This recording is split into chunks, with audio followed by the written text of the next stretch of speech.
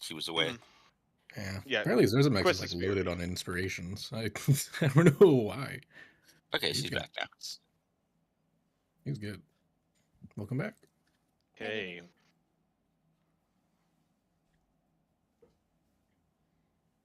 I broke my headphones by standing up too quickly, and they like snapped. Ooh. So now I'm using these in-ear headphone earbuds that are okay, except for I like the open back ones because everything just feels more natural. But it takes me a second to put them in.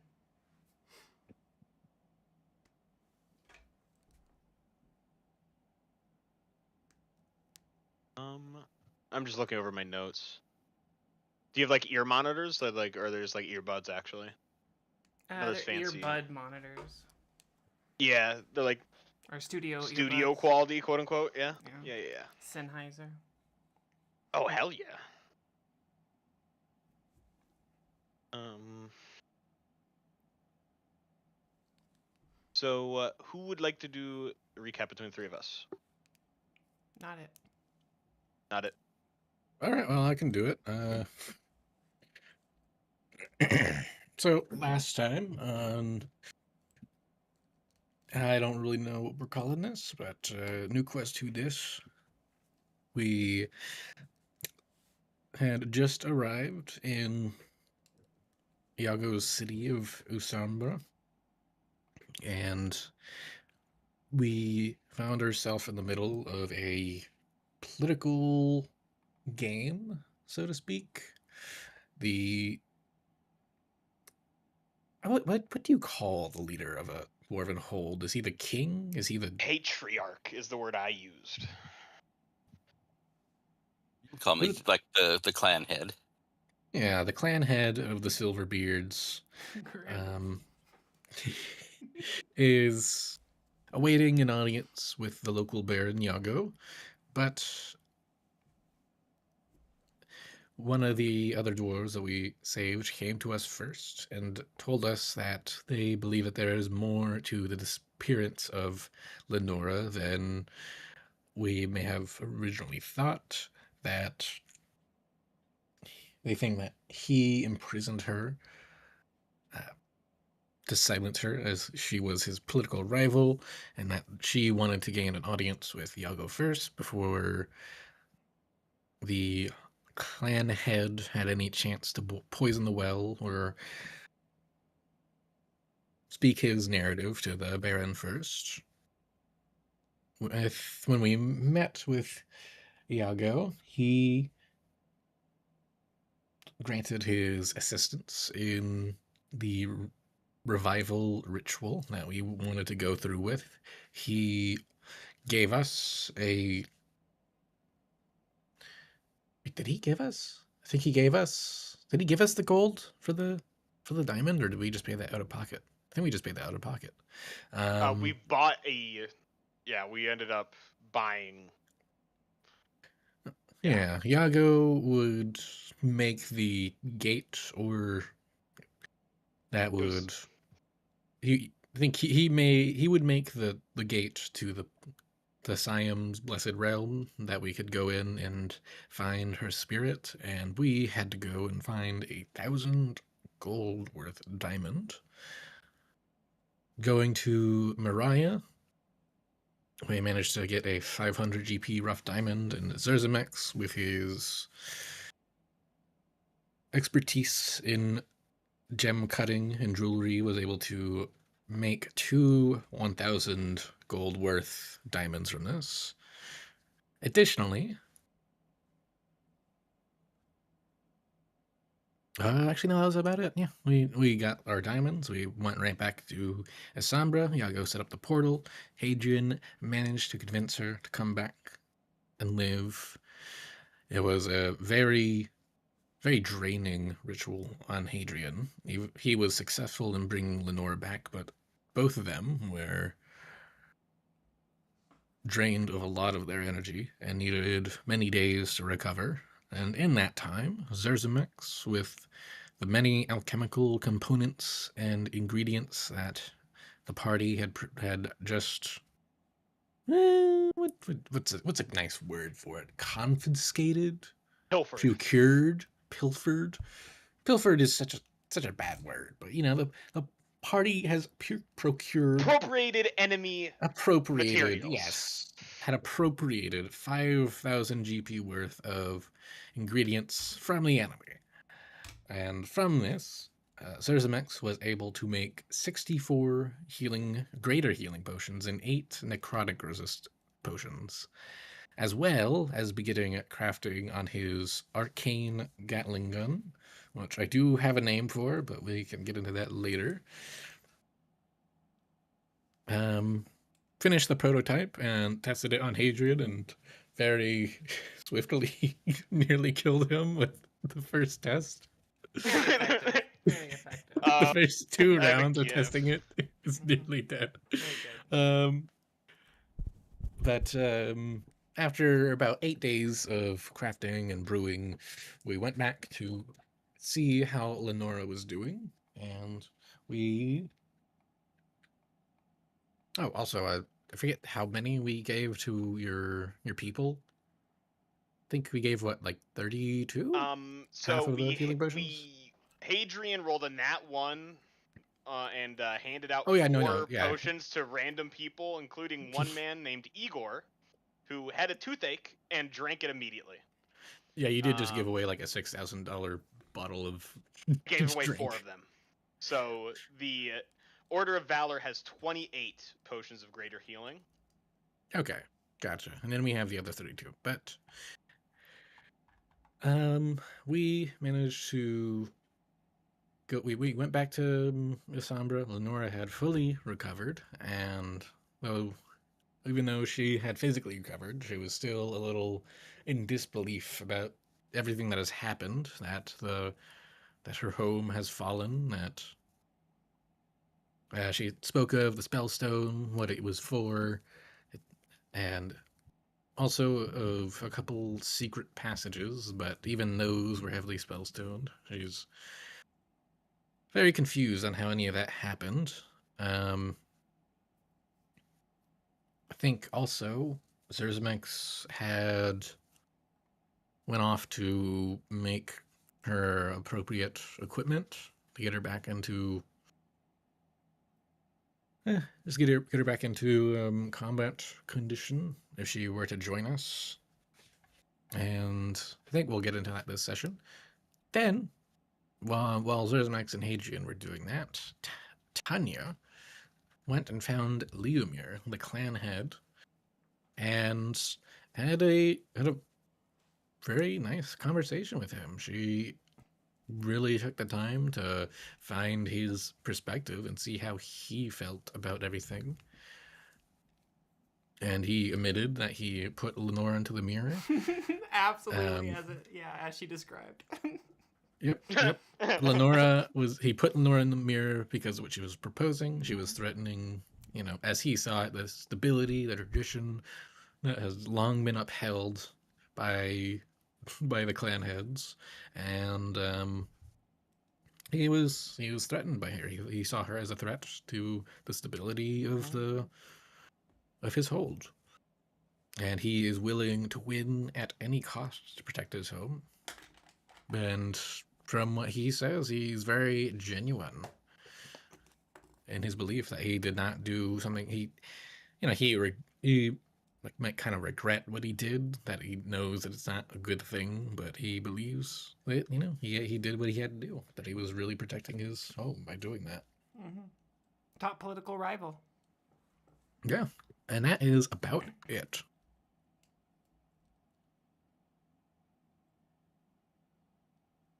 Very nice. All right. Inspiration? Thank you. So what is next for the gang? We left with Tunyah in the bar. Can we return to Tunyah and talking to that guy in the bar and finish that up real quick?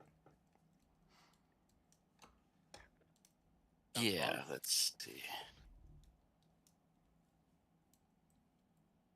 I don't really have much else to say. I just want to know what he wants to do, like get a meeting. I mean, I could march him up and like get him a meeting right now, maybe. I don't know. That is a possibility. Maybe you could, honestly. I mean, I've been seen walking in and out. The guards know me. That's what I'm saying. Yeah, you got swag. Mm-hmm. You've been making big moves in the area, so some notoriety. Are you going to offer to try to do that for him? Yeah. I also gave him like a bit, some gold. It was like 20 or 30 gold, and then I paid like 10 gold to the inn guy for his tab, and then for the next few days. Just now remembering that. Yes. Truly, you can get me in. I'm almost beginning to feel that he's trying to duck me. If Yeah. you can get me in, that would be good. Yeah, I mean, I do think that is the game plan right now, because they think you're just gonna, poison the well or whatever. But no promises. But I mean, we can just walk up there and see what happens. Well, couldn't be worse than cooling my heels here. Although I did pay for a couple more nights here, so make sure, come back here, get your money's worth. My goal isn't to wait here. My goal is to do everything I can. The Spire. If this Yago can help me, then I'll seek his help. If he can't, you said there were other Silverbeards still around? Oh, I don't really know much about that. Yeah, that's, now that I'm remembering, there was this guy, real nice fella, real good country accent, a little bit different than mine, maybe, but, real quality country cowboy. He went out and found some, and I think he's gathering some at some bar. I'm really not sure the details. I could probably learn more about that.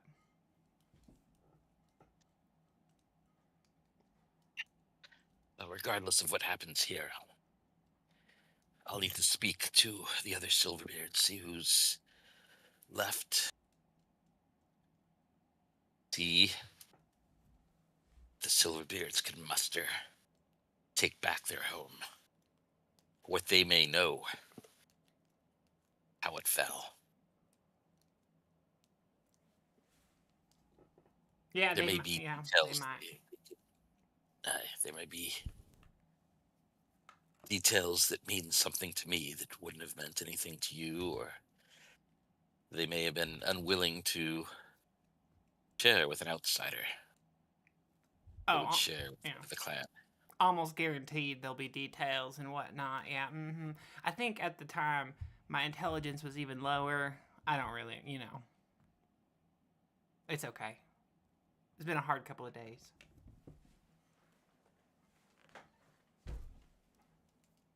But all right, let's head that way. I'll finish my drink and then head out into the street. All right. And then will we cross Hadrian? Were y'all outside? What are y'all doing? We were I'm following Zerzamex and helping get Lenora a new armor and shield. So I think we're in the process of doing that. Yeah, that would have taken at least like an hour to do. Well, we have to select the right fabrics. Hadrian has to have in-depth argument over materials with Zerzamex. Yeah, it would take 20 minutes for Zerzamex to like physically craft it, and then the other like 30-ish, 40-ish would have been just running around finding the right ingredients, haggling, getting the right prices, all that. And I split off from y'all before you even, as you're going up the stairs to go talk to her. So this is probably still early in that. Yeah, although it took you a little bit to go find them, but you found them pretty fast. So. Oh no, yeah, I did have to check several bars, and then we talked. Yeah, it's probably only been like maybe half an hour. So. Yeah. Yeah, I think we're in the process of making it. Okay. In the I feel like this. Yeah. That sounds good. This makes it just sort of meditatively crafting while Adrian is like, "Oh, yep, good job." But how about what if you added this? You know?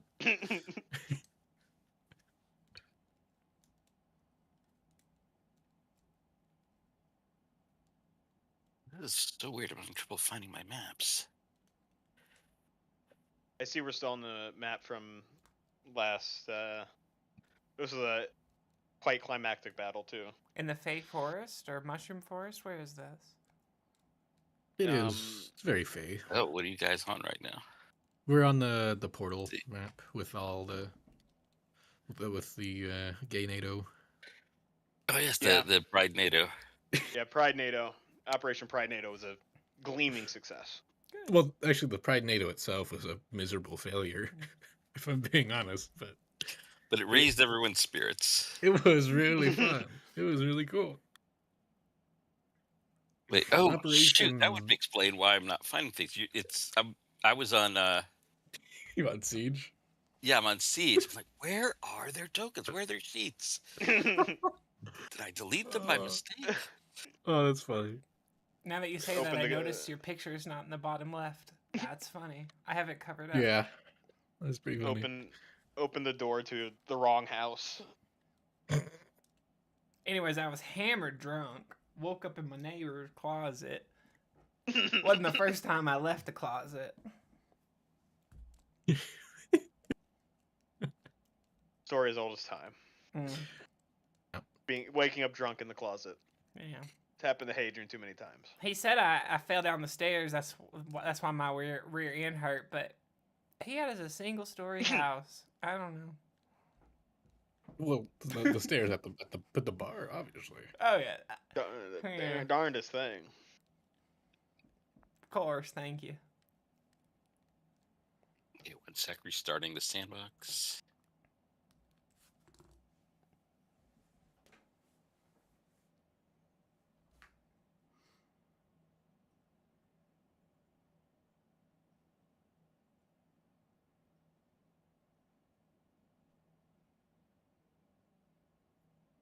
Go. All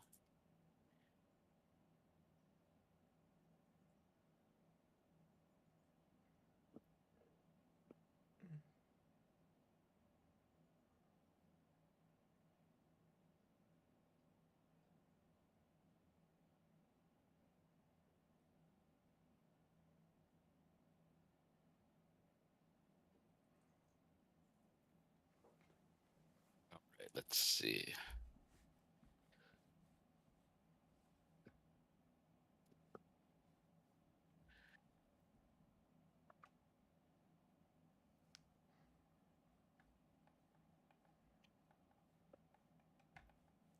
I found him at the Cat's Cradle, wherever that is, but maybe down here somewhere.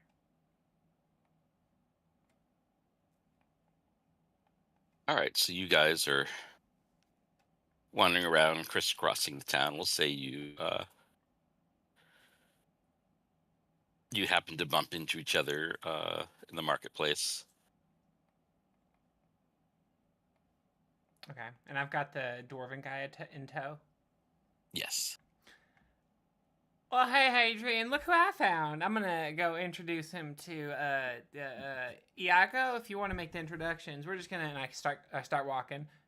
I say, "Come with me," and we just keep walking, assuming they're gonna catch up and talk to us. But we just keep on moving. So you kind of zip past me. I don't hide it though. I say everything. You know, I tell you what we're doing. Right now we're shopping with Lenora, right? I think we just kind of left her there. I was just like, I will make you a bad nose sort of masterwork out now. Just give me 40 minutes, and I'd be right back. So I think Hadrian had brought Lenora, Tunyah, and Theovold along with Zerzamex. I mean, unless they want to go somewhere else.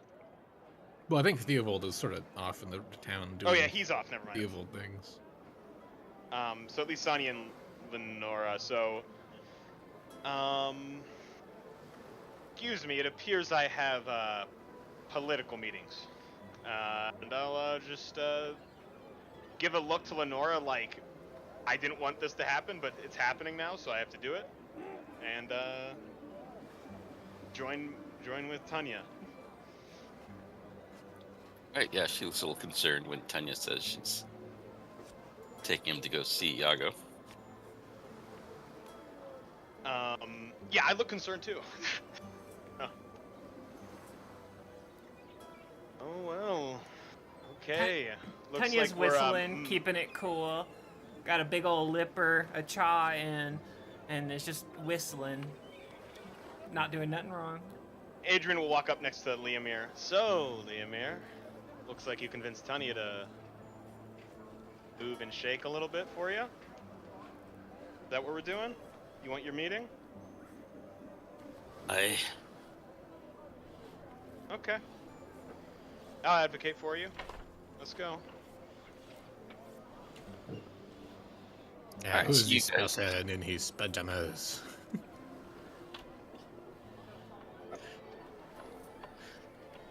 Alright, so you guys,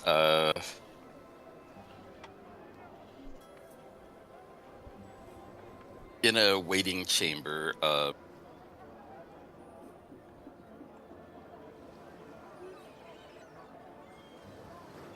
you,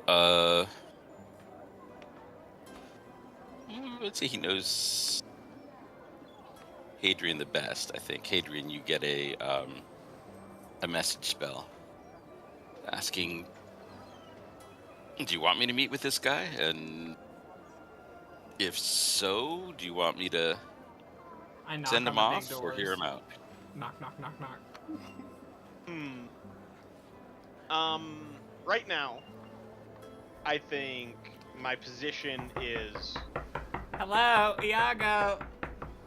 Okay. Sorry. He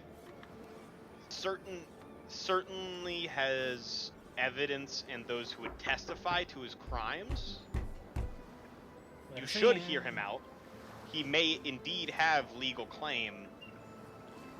Whether he is moral or not, I believe it's quite clear he's not moral.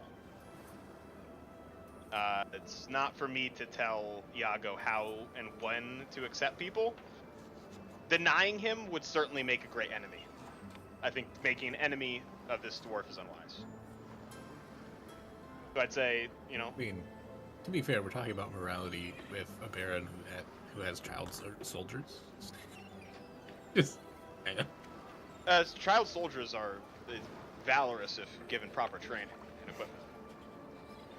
Yeah, they put me in a. They put a sword in my hand real young. Okay, as long as they're properly groomed for warrior and fighting. Of course, it has to be You above want board. as long as the children being groomed, you're happy. As long as the children are being properly groomed to be good and proper disciplined soldiers, then it's fine. It's good. Well, I'm the just truth saying. is Hadrian is chaotic, so he believes that more people doing good need to be like given the leeway, right? Yeah. And some people who misuse their power and are curmudgeons who hold steadfastly to bygone days, this Liamir is clearly one of them. It's pretty obvious he is not the choice for longevity. Also, I do Check have a out that question. beard. He's got longevity coming out his asshole here. See, I just have a question. Is he That's still in his pajamas? That's where we found him. He was just in. I don't think he's really had the money to find anything else. Like, He's talked someone into giving him, on credit, a simple robe. okay.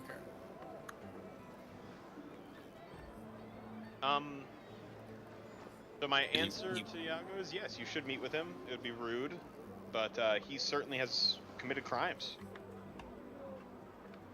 I doubt he should escape accountability, even if he is prestigious and royalty. And you would even see some of the child soldiers sort of standing watch with some of the guards, sort of, you know, being apprentice guards in training. In fairness, they are child soldiers, but he's trying to go along the, he's trying to create Spartans, basically. A culture, going a martial through the culture. Agogi, where he's taken in Oh, those like Spartans. orphan soldiers. Yeah, Okay. like orphan children and raising them in sort of a Spartan. Well, Okay. For a second, I thought you meant like the Halo Spartans, and that would have just been even worse. Yeah, that would have been that would have been less chaotic good. Okay, that makes more sense. That's not still not great, but it's not as bad. They're given a new life at least, which yeah, this Yeah. is the exact kind of person that Hadrian, like that's the kind of thing Hadrian supports, is granting a new life, a new start, a fresh beginning, right? Right. Liamir is not beyond that, but that comes with addressing the crimes that he had committed in the past. So, I don't know if that answers your question to Iago, Rob, but okay. He has the meeting. Liamer steps forward. He observes all the. He clearly is well familiar with niceties and protocol and addressing Iago respectfully, and in flattering ways, and basically tells the the story of the fall. Still doesn't know exactly how it happened, but he wants to gather up the remaining Silverbeards, gather soldiers to retake the Spire, and pay these good folks what they're worth. They've already proven themselves as great warriors. I'm sure with them as allies, Spire could not help but be retaken, and much help as you give, that is how much of an ally you can expect from the reborn Spire. The Dwarven Hold is not an ally and a friend to spurn, and can do much for one such as you. Great craftsmanship, great workmanship. And within, there are the secrets of gollemancy.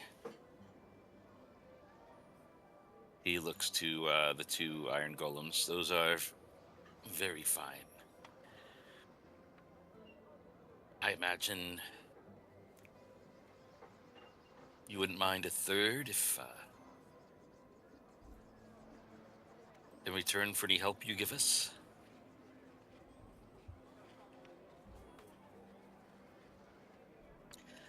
So Iago starts asking a bunch of questions. He's being very diplomatic, but you can tell he's also being clever and sort of inquiring, about Sonia and Theovold and Lenora, how they came to be trapped in a mirror. Not accusing, but definitely seeking the answers. And Lemur gives basically the same story that he gave to Tunyah. It's like, you surely, as a baron, have had cause to do that what is needed, even when it's opposed to that which your soul seeks. Sent a fellow great leader who knows the price, and knows that someone must pay it so that you can give the people safety.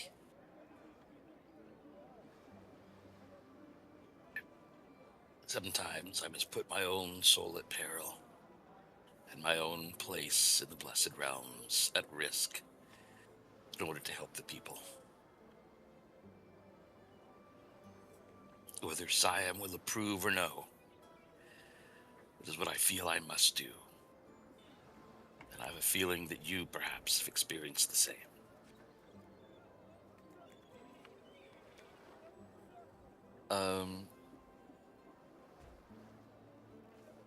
Hadrian, you receive a ascending. Okay. I believe he means what he says. Do you want me to help him, or help the others you brought, or leave everything to you? It's cool. It's cool. Do it. He's giving me the option. I believe the keep should belong to those who would risk their life to fight for it. Sonia offered, or not Sonia. Her name's covered, so my brain's jamming.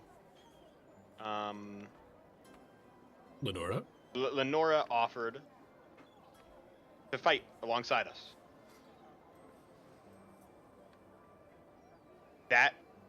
For that reason, Lenora. I also believe handing this keep to someone who has been shown to use such underhanded tactics is unwise. And he may play coy, show honest pain, have reasons. If you had a mirror of imprisonment, would you adjust your collar in front of it every day?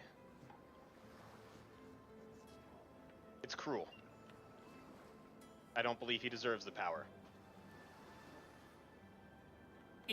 Iago, may I have a word? And Tunyah will step up. You nods. And I want to use like a commanding presence. So we'll make this like a charisma based persuasion or something. But I'll say, sir, have you ever imprisoned a political rival? I'll look at Hadrian and then back up at Iago. Hadrian has been quiet and silent. Normally he may speak out, but he has not been very vocal whenever Liamir is speaking on his behalf, allowing Liamir to say his things. He looks to you, curiously. Tunyah? Iago says, I have not. Well, then never mind. I just figured you would have had to by now if you maintain any amount of power. But okay, yeah. That's the reason Hadrian doesn't like it. The mirror is no longer really in the situation because the mirror is destroyed, but now it's just the capturing of political rivals who threaten your reign. I'm a step back. I don't really, transparency, the Silverbeard guy, he offered me the bedroom, the top bedroom, so I prefer if he got it. But Lenora, if you make me the same offer, I'd be happy to, do that, and she'll sit back down. Adrian will nod as you're saying this, politely along with you. Iago says, I have never imprisoned a political rival. I've contested with many. You never killed one either?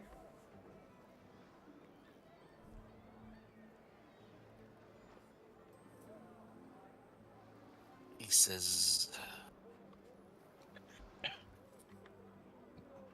by my reputation as a dragon slayer and an archmage, most don't oppose me openly.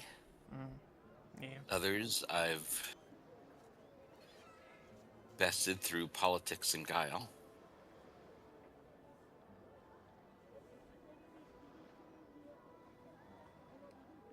Can imagine where someone might feel the need to imprison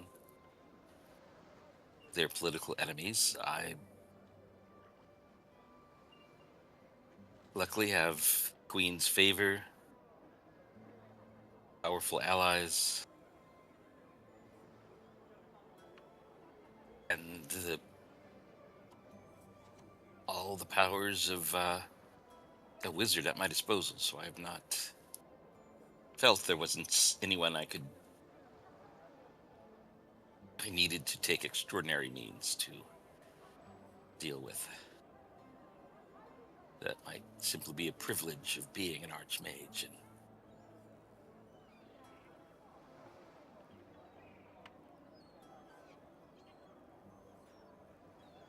he looks at Lenora and Leomer.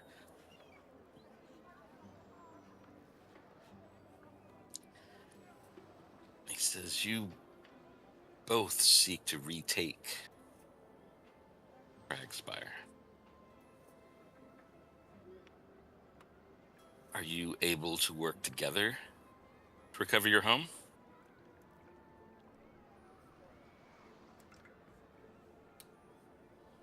Lenora's face hardens. He said, "When I'm in battle, I like to know that I can trust the person beside me. This one kept me imprisoned for decades. I don't imagine he's changed for the better in that time. I could not fight knowing that the person beside me might be an enemy, ready to abandon me at any moment." Lemur says, "I would fight beside anyone.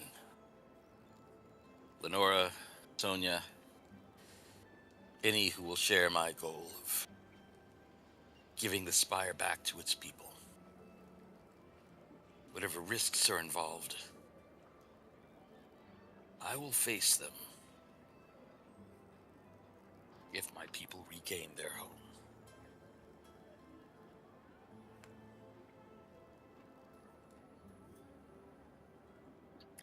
Iago's thinking for a bit. He says, "The goal of each of you, as you've stated, is to restore your home to your people. Perhaps you should gather your people first. Before you look to me to sponsor your cause, see if you can bring your people together. Don't think I should be the one to judge who's in charge of the crag. I think it should be the Silverbeards themselves." Well, isn't there a hosting of them, Hadrian? We got a letter, right, from Balgor? Indeed. I believe this will be our next mission. Well, I'm itching to kill some undead, but yeah, we can go talk to him. Iago nods and says, "It should be the Silverbeards then that make the decision. I will give some backing to the Silverbeard cause once the living Silverbeards have made their leader, their resources, and their needs known."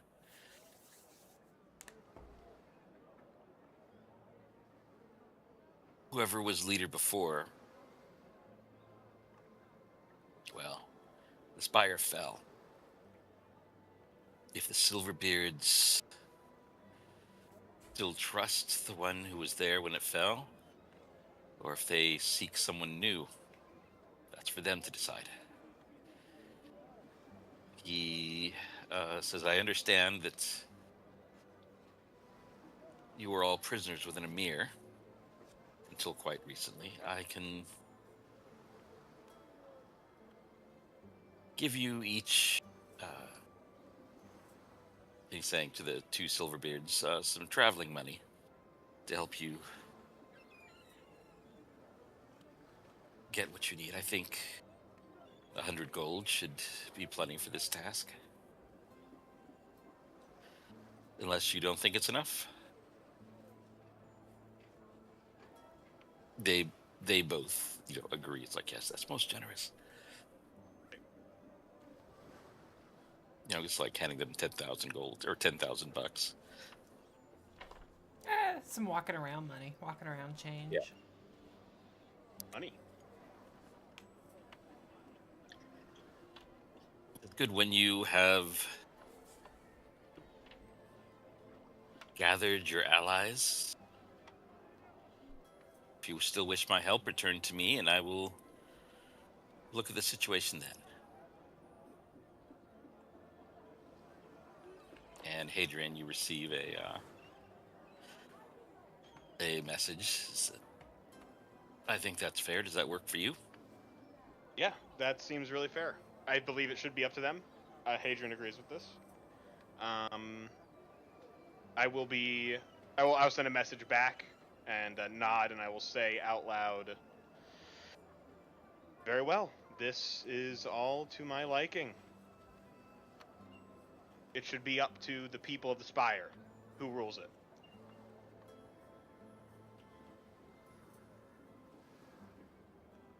All right. They both seem satisfied with that, although you can see them looking at each other, sort of already thinking how the other person might try to use this to their advantage and how they can overcome that, and both thinking that by rights it should be them that is chosen, but Different rights, have to wait and different see. philosophies. Okay. All right, you guys are dismissed.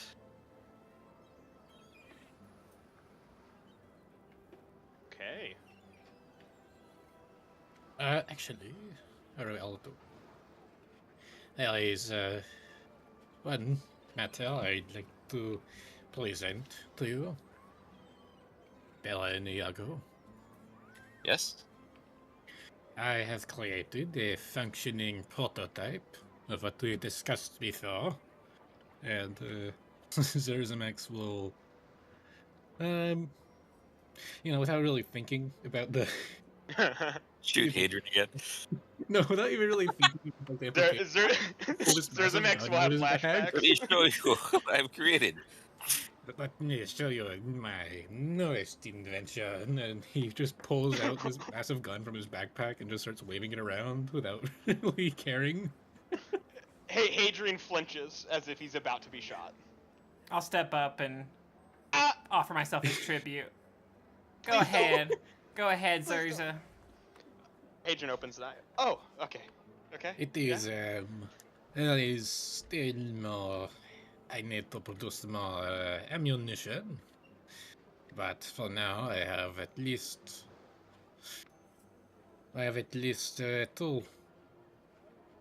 two ones for the sake of proof of concept. Would you like to do the honors, Lord Iago? It doesn't require attunement? Not at all.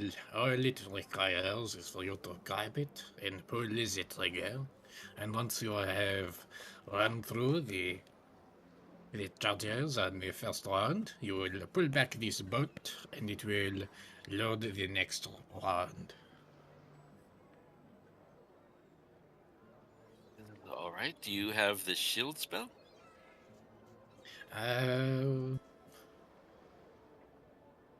Let me see.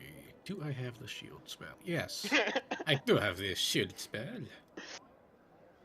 Yeah, you don't need a spell. Just hit me. It's fine. I believe she would be happy to be target practice. Iago, I'm trying to convince Erzmax to stop using human targets, but he likes shooting me, and... But there is Okay. no other way to prove that it is effective. If you Here. shot a piece of wood, anything could do that. You Here, start spinning it up already, like...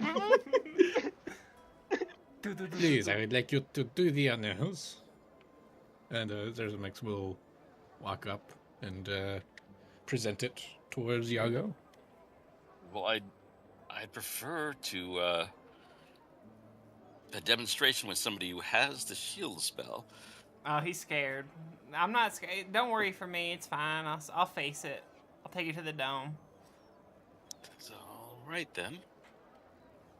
I won't hold it against you. As soon as Zerzamex hands it off, he just like runs back. Away from Tunyah. Like, He takes cover Hadrian- behind this pillar. Hadrian will step out of the way and behind the pillar too, like the opposite side, like clearing the chamber. All right, he. I don't. Do you want to do the rolls, Keith? Sure. How many charges? Do you use all 6 charges? Yeah, I sort of imagine that the whole point Yeah. of it being a Gatling gun is that each wand fires 6 charges.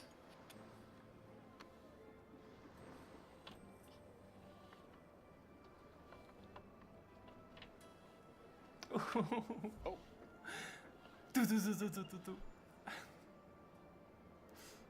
He says, "That's impressive. It One thing that worries me about it is that it doesn't require attunement, which means anyone can just pick one of these up and create mayhem.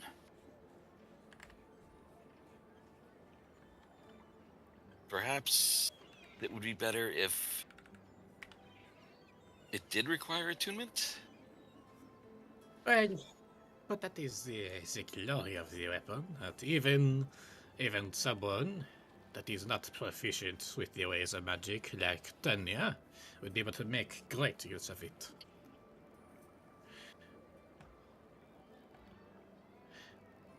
Well, I understand that, but saying is if you make a dozen of these and then somebody steals them, a dozen of these in the wrong person's hands, or even one of them, there could be a huge killing spree. That is true. That is true. He Perhaps tried like, to tell Zerzamex about a mass spelling event, but he wasn't listening to the hypotheticals. Zerzamex sort of like ponders this and sort of scratches his chin, like, yes, perhaps I can create some sort of failsafe. I think that if you had to attune to every single one, then it would be too impractical, but I think perhaps there could Maybe it be... could be paired with an amulet or something that, so that even if someone stole one of these, they would also need the amulet in order to operate it. That is a good idea. I think that would get around the issue of attunement, but an amulet would certainly be easier to keep secure than a massive contraption such as this. I mean, this seems like it has a lot of potential to be a weapon of mass destruction. Well, yes, that is why I made it. It is powerful. Yes, I'm just saying I can cast Meteor Swarm, and that's great. But if everyone could cast Meteor Swarm, then that would be a be disaster. incredible. Oh. Yes, it would be untoward destruction, yes. I mean, just a rowdy Friday night at a bar would... Could easily turn deadly. Well, at current rate, these are not something I plan on producing en masse. I made one for myself, and if you are interested, I will make one for you. And I will also create the failsafe of having to have the amulet. You know, what if the failsafe was like a bear paw that you had to wear around your neck? You know, so you could bear arms. Yes, it would demonstrate your right to bear arms. I like that very much. Good idea, actually. Also, I thought Yago had like some crazy magic missile thing. Am I mistaken? I think he has. I forget all the things he had. I think he might have, because he's an evoker and he could like choose certain spells to do crazy shit with. And I think magic missile might be one that he always does max damage with, or something like that. That wouldn't count to wands, right? Or would it? Oh, I don't know. I think we probably had that discussion, he and I, before, and I don't remember how it ended up. No. At the very least, would you be interested in procuring one? Very well. I will. I'll continue to work on it. Is there anywhere I may patent this idea? I do not want any intellectual thieves stealing my genius. I mean, there's no way to patent it. You could just keep the recipe for yourself. Yes. That will work. Only I will know how to make Silverbeards' grand and glorious scaling apparatus for the perpetual propulsion of painfully precise projectiles. That's what I will call it. That you're going to call it the too much pea gun? No, I will call it Silverbeards' grand and glorious scattering apparatus for the perpetual propulsion of painfully precise projectiles. It's a good one. You might consider some apt sort of acronym? That would be ridiculous. No, it needs to express the purpose and design of the weapon. If not, what is the purpose for names? How many wands does it have? Is it 8? 6. The full design would have a capacity of. I'm looking for 12, but currently there's only 2. Perfect. I'm just gonna call it the GAT 12. I like it. Very good. Yes, the 12 gauge. It's very good. Deserves a Mexico.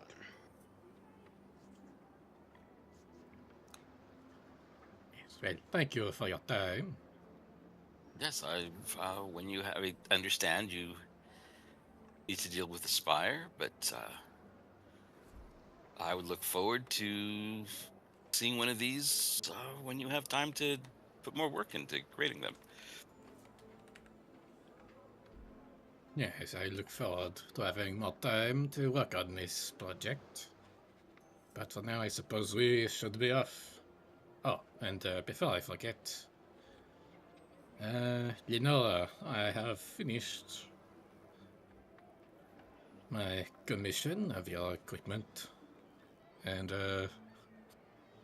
Zerzabex will pull out the He rolled a 42 on the studded leather and a 38 on the wooden shield. God damn.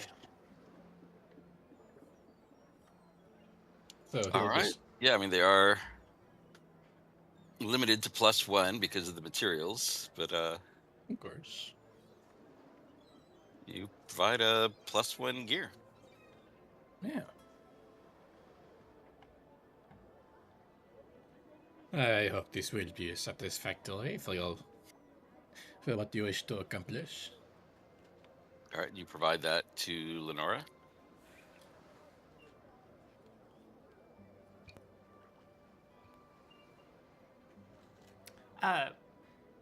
Iago, I meant when you were decking us out previously, I meant to grab like a masterwork shield. It's in my inventory, but it's just not checked.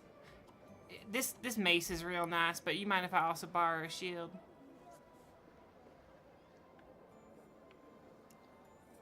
He looks over to Zerzamex and says, "It seems like your companion is capable of producing incredibly high quality work, All right, that's fine. and he might be the best person to go to." You're wiping your hands of us. That makes sense. Okay, all right. She'll walk away. That was a bit extreme of a way to put it. Yeah, we'll make another shield. Don't worry, it's fine. Well, I can make a truly exceptional shield if we had about 3 pounds of mithril, I could make you something truly magnificent.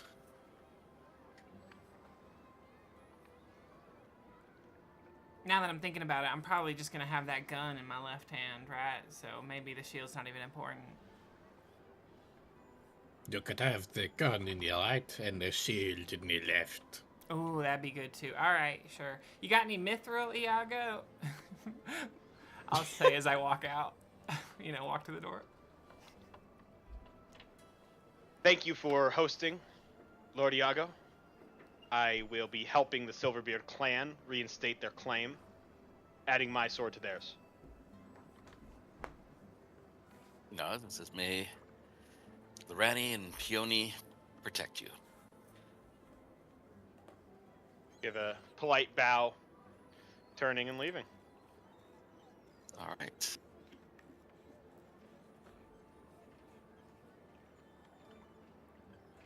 Lemur is quiet for a bit and then walk back, and then he does approach Zerzamex and says, "You are clearly a smith to rival even the greats of the Spire. I have no armor or gear to win back my home.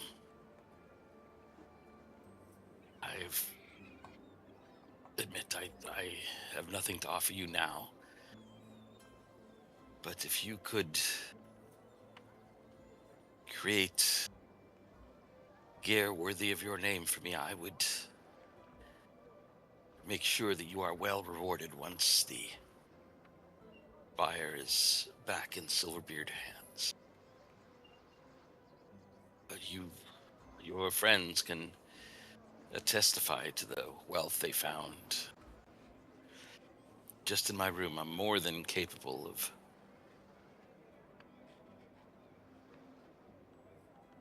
repaying you." Well, I have to see for myself just the levels of wealth there is, but I would be happy to create a piece of armor. What are you most comfortable with? You're most proficient in using? I like a good warhammer, something I can use one-handed or two, depending on the situation.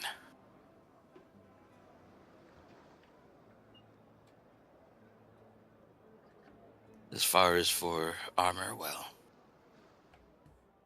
most true dwarves will tell you the heavier the better. It doesn't slow us down. Because you're already slow. That's... Does Tunyah actually say that? Yeah.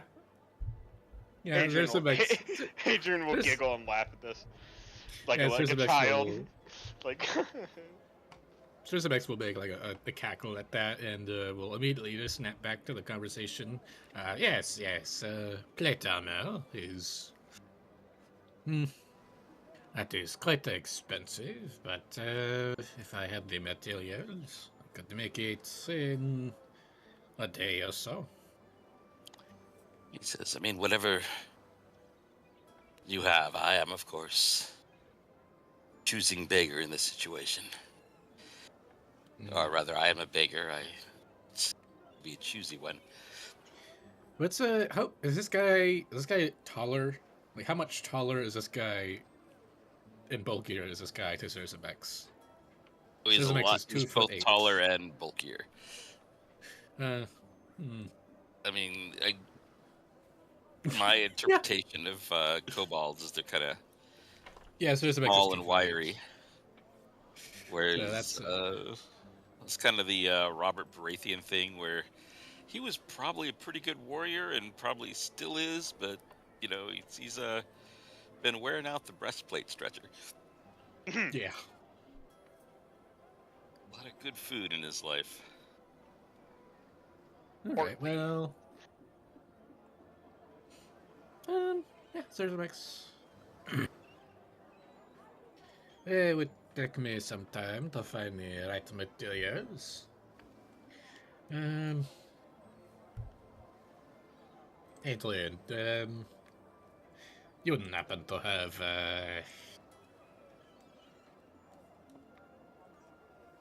just Sorry? you wouldn't happen to have about 65 pounds worth of steel on you? No, I think I left that in my other... Wait, actually... No, I only have about 40 pounds of steel. I have 20 daggers. We could go buy some raw steel for you. You, certainly are going to have some good armor. Zerzamex made this armor for me. I couldn't say that I could find you mithril, Leomir. They have quality steel here, though, and Zerzamex can shape it in a way nobody else can. Zerza, you should probably just wait till the armor would not that I don't want him because he offered me the cool room, but like the armor would make him maybe look tougher, and he should probably win it back on his own merits. And you might want to build armor for whoever the confirmed next leader is going to be, but you know, democracy's not real. So Well, I already made that is nonsense, Tunyah. Any warrior who would take up arms to reclaim their homeland should be given armor. Leomir deserves his armor. okay. If you would, Master Zerzamex, this would be a great boon. I'm willing to put forward the gold. Would plate armor just be one fabricate, or would that be like 2 fabricates worth of stuff?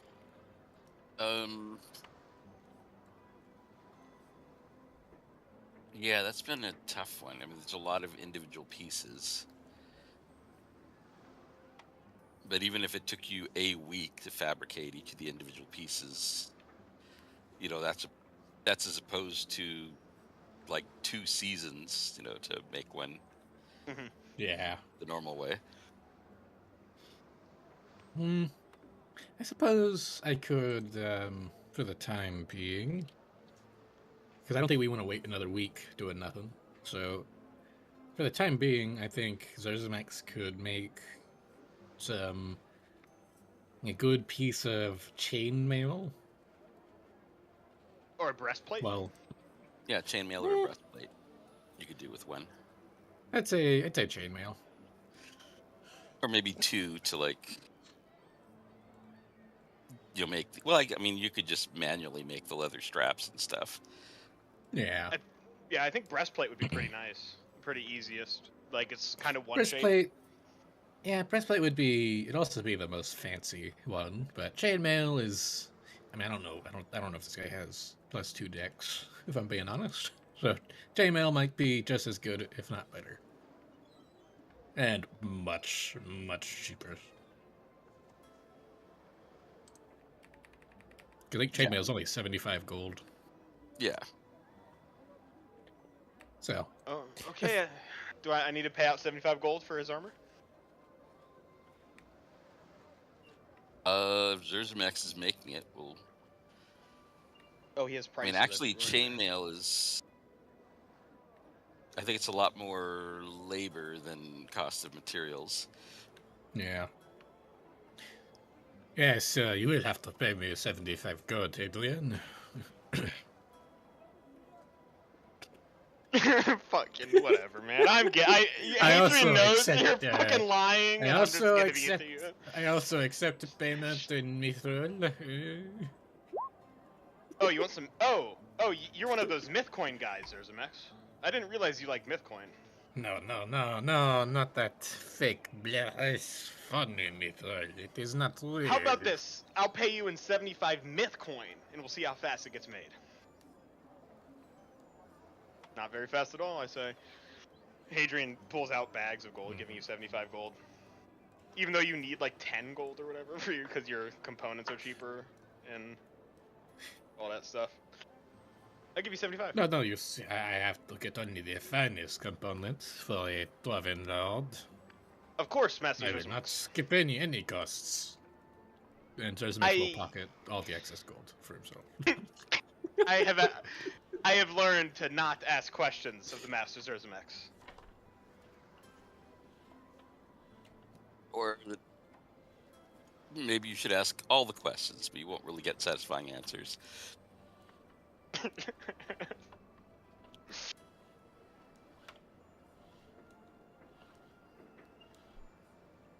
So we get him. Yeah.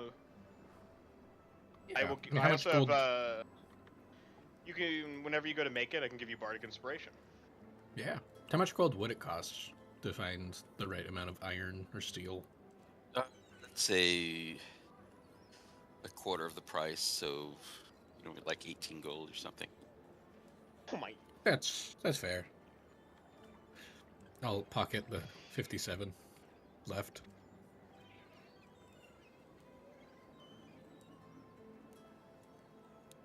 That's part And, of business. I'll just make a real quick smiths. Man, it's a nat 2. Got a D12. D12. That's 24, 29 with Flash of Genius. I mean, that's enough for +1.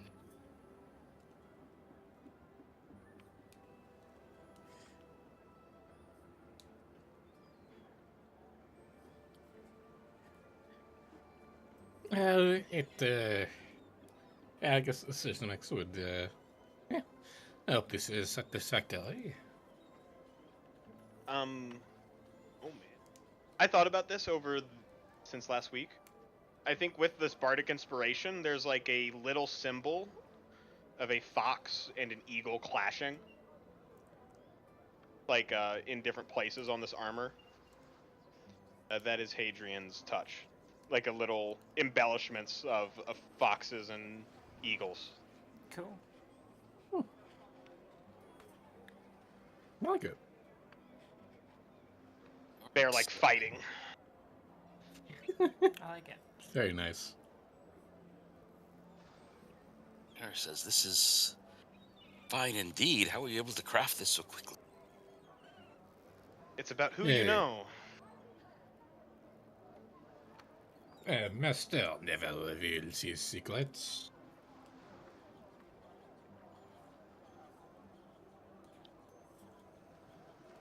Are you a magesmith? Perhaps I am. And I am equally capable at normal craftsmanship.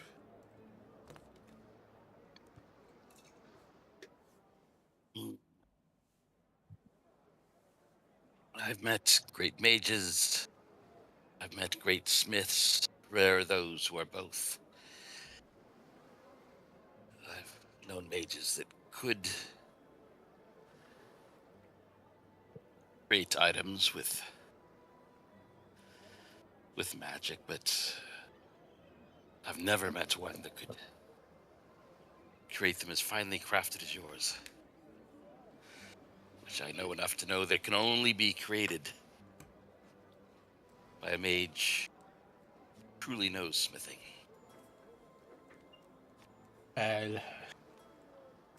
You can thank the the apprenticeship and the learning I underwent in the great city of Aganezar.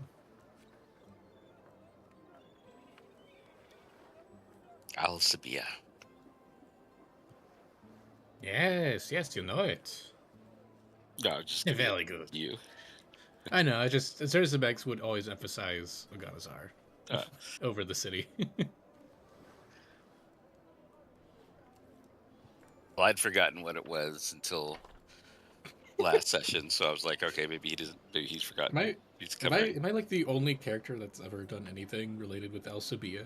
Like, Yes. okay, lovely.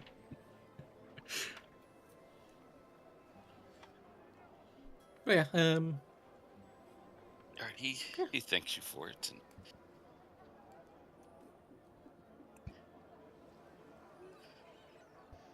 And what's next up for Scooby and the gang? So we have a couple options as to what we want to do next. The Silverbeards seems like they're going to gather themselves.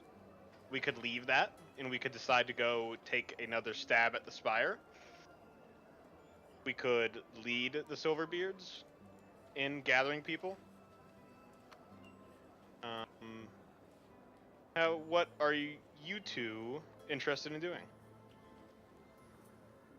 Well, I want to make another stab at the Spire, but also, I would be, if I was in your shoes, a little worried that Leomir might assassinate Lenora, but maybe they'll travel separately. She seems to be smart and aware of him. That's true. Leomir, I don't think he'll make a move on her, unless he's in like total power. You know what I mean? Maybe. I mean, to be fair, honestly, Lemire is like completely outnumbered there. He's Yeah. he's just kind of got to. If anything, he has to hope that they don't assassinate him because Yeah, right now yeah. Right now they have an assassin. Yeah. So really, if it was him, like, he has every reason to behave because he is surrounded by 3 rivals. That's true. That's fair. And I did forget the logs, the warhammer. I think I'll just sort of hand him up. I have a +1 longsword in my inventory. I'll just give that to him. Go make. Fine weapon, thank you. Well, go take another stab and then meet back up with the Silverbeards and see what they've decided. I like to let people figure it out on themselves. Roll it, leave it up to them, leave it up to the dice, so to speak. Mm-hmm. Yeah. Lenora, Yes. how do you feel about the road ahead? Are you seeking to regather your people? Because the Spire is nothing without the Silverbeards. I'm going to do what I can to let them know who Leomir truly is and to rally them for the cause. If you go now, then I understand that that's your choice.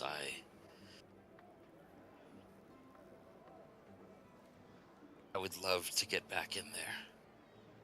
This time prepared to win back my home, but I understand that you are eager to go and not willing to wait while politics is played.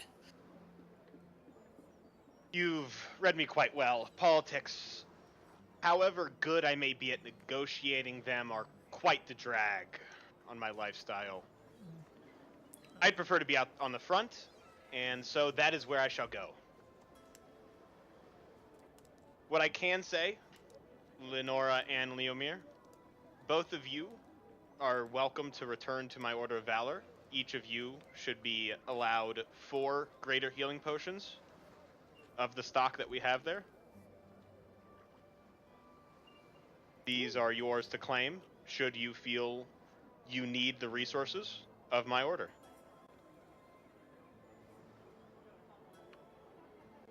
All right, Lenora nods and says, "That's most generous of you. I can do a bit of healing. More is always welcome in case I run out, but honestly, if I were there, one of the reasons I wish to go with you is to help keep you safe. Lend you such healing as you may need." Hadrian nods. I loathe to be the only healer, and quite honestly, it nearly got I and Tunyah killed last time. You're right.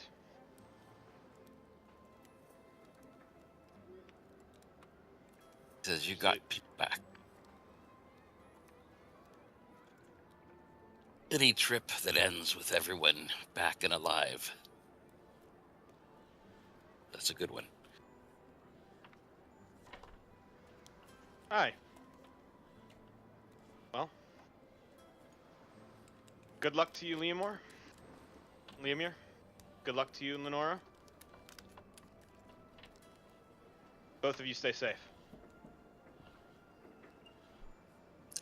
And when next we meet, hopefully there'll be a troop of Silverbeards ready to march at your back. Good. How long do Hopefully- you suspect that'll take? Like a month, 2 months, 3 months?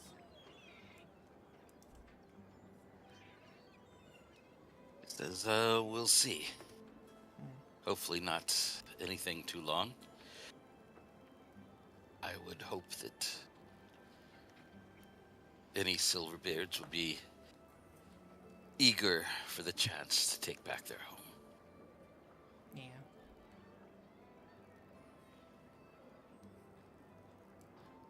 All right, until we meet again. And thank you for rescuing me. I would not like to have spent another day in that mirror, much less decades more. Is that Liamir saying that? No, that's Lenora. Okay.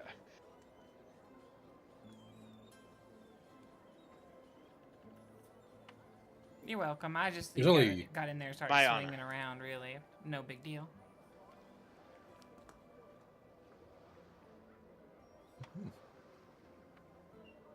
It is my honor to be of service. As we leave, I would like to give Lenora the letter with the location of the Silverbeards. Okay. This should help you on your travels.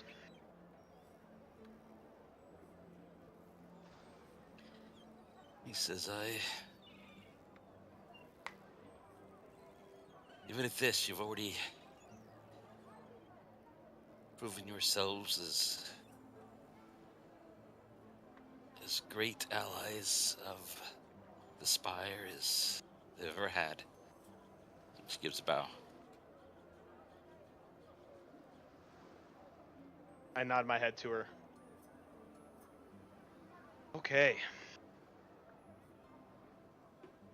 Tunyah, I'm a little antsy. You wanna try and race me? I don't even know if that's fair. And she starts running. As you start running, Hadrian will, and like you've gone for a couple rounds. Okay, that should be enough. And Hadrian polymorphs into a giant eagle and chases after you. I'm pretty sure I'm faster than you. Yeah. Yours is like And I what, don't know- 45. My Well. speed's only 30. Yeah, You but would be Hadrian... faster if it wasn't for this. Oh no. No, you're fine. You can go. What? No, don't worry about It's it. like an anti-air lock on for a couple seconds. Hadrian is beep beep beep beep beep beep. I mean, could have just put you. You just could have put you in the bubble.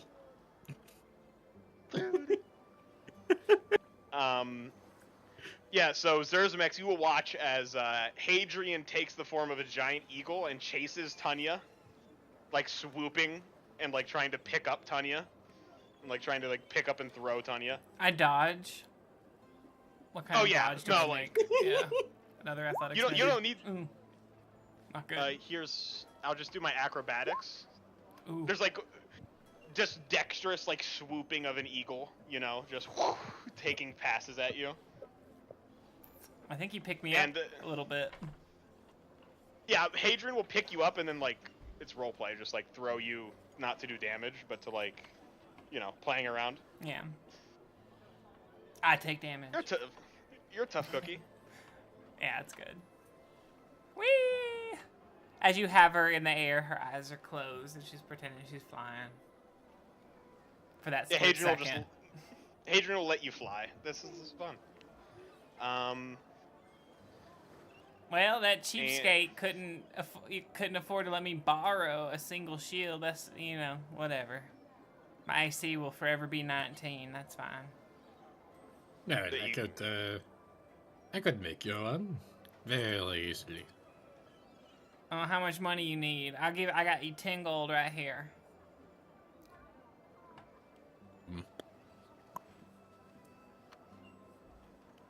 Or I can go sell one of these paintings. Forget how much shields cost. 1 second. Like 15 or something. 10 or 15. It is. It's starting equipment, so they're not crazy. Gosh.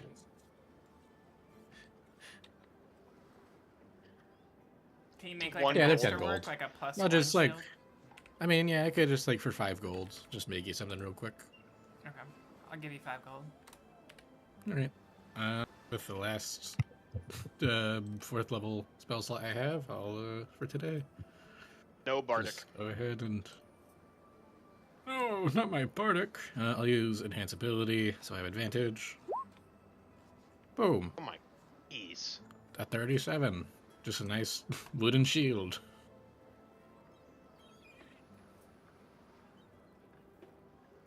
Sick. Alright, I'll type in wooden shield. It'd just be shield +1. Okay, sick.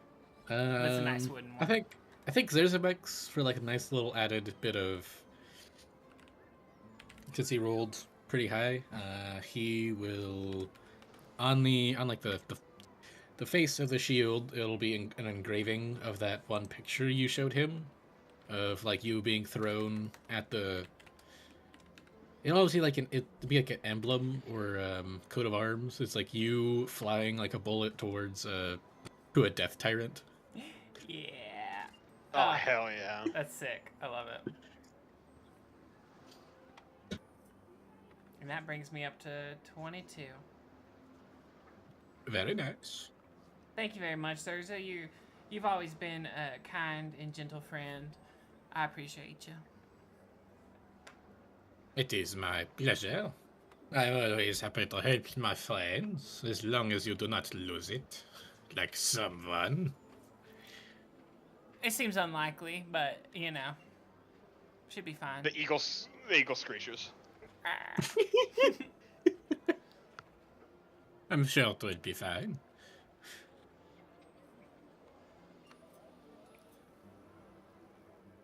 Okay, how did we get there last time? Did we just run? Yeah, we went. We hitchhiked. We went to the Collin Stones first, got a rest there, and then we made our way to Spire. Can we ride the giant eagle? Or not that strong? I mean, if he lets us. Yes. This time, however, I would like to go to Heiter's Grove. Yeah. Okay.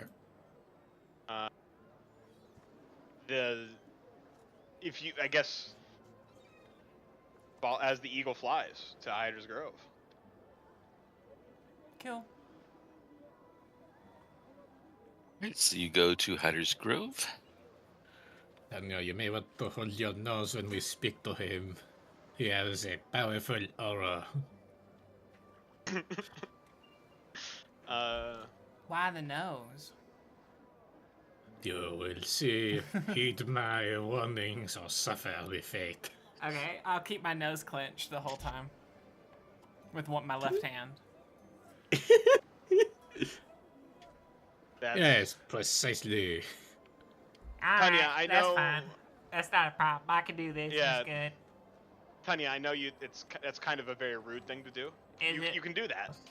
It is definitely. You going to got be seen wax as in your nose or what? What you doing?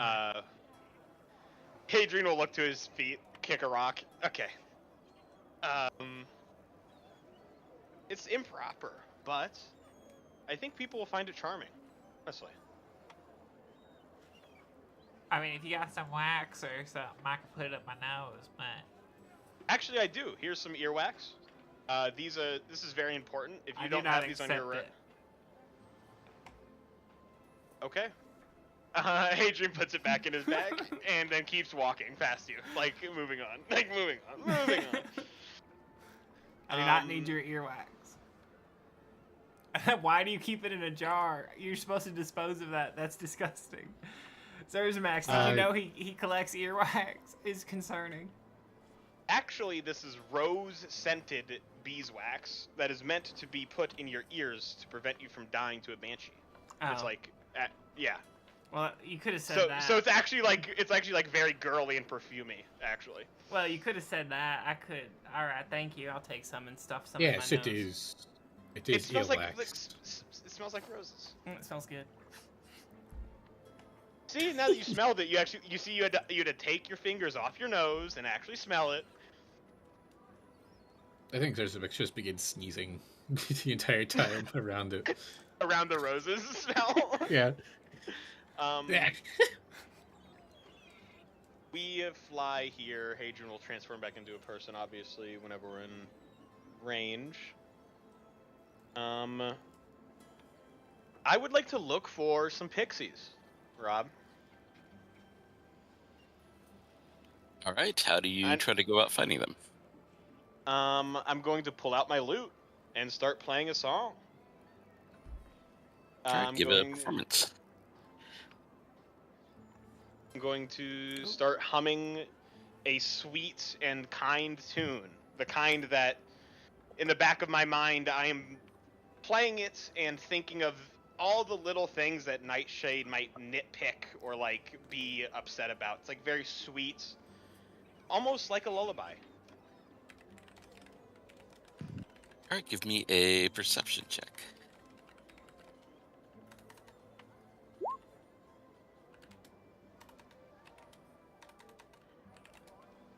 All right, you get kind of lost in your song that you're creating here on the spot, and you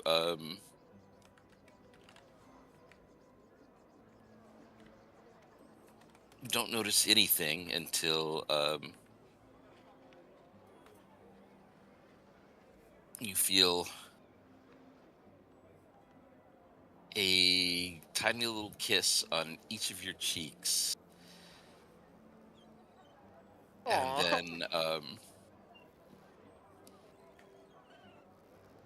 you hear from in one ear the voice of a male pixie, and the other ear the voice of a female pixie going, "That was wonderful." Hello, friends.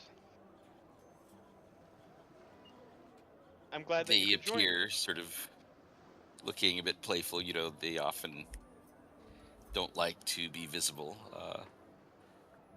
Big, dangerous folks like you, so it's a little bit of a compliment. It's especially like being on someone, landing on someone. It's very personal to them, right? Mm-hmm. Thank you for your kindness. It is good to see friends of the Fae. I am a friend to the Fae folk, and it is good to be blessed by their presence. A little male pixie says, "Come, you must play for our queen." Do tell, do tell. I will follow playfully, getting almost like a child getting lost in their play. Right, the rest of you follow along. Yeah. Also, I just realized Zersamix really isn't that much bigger than a pixie. Yeah, what the hell?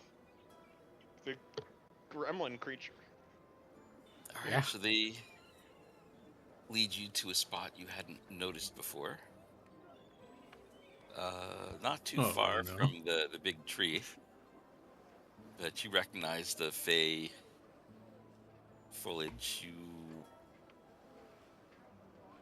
aren't sure if you passed through a veil that was hiding this, if this is another little, you stepped through a portal, or how you got here, but you see a bunch of pixies gathered around.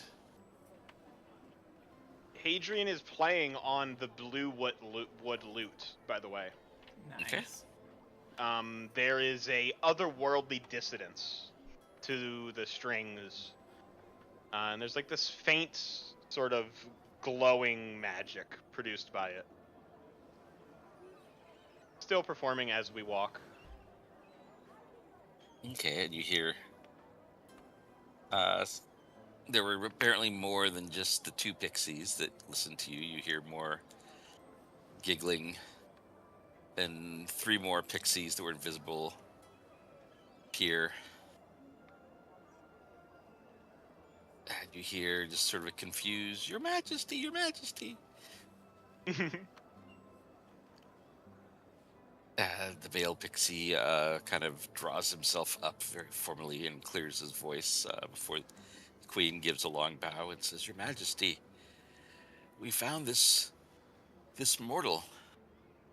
You must hear his song. It is truly amazing. We knew as soon as we heard it that we must bring him to you so that you could hear his playing." The Pixie Queen is sitting on that toadstool, a big one that seems to be functioning as a throne. She has a gown made of small, fine leaves that are splayed out around her, like sort of like sitting in like a big wedding gown that's all around you, on the floor. And she says, "Please, I would hear your art, good mortal." I would not wish to offend. I would ask permission to play a song which I heard in a cohort perhaps unfamiliar to a place as bright and beautiful as this. A song I heard while visiting the Unseelie. It is the saddest thing I've ever heard. And yet in it, I have found beauty, solace. I know it may be unfamiliar, but I would like to share this song with you. All right, so you noticed that when you said Unseelie, a bunch of them all gasped and looked around everywhere, like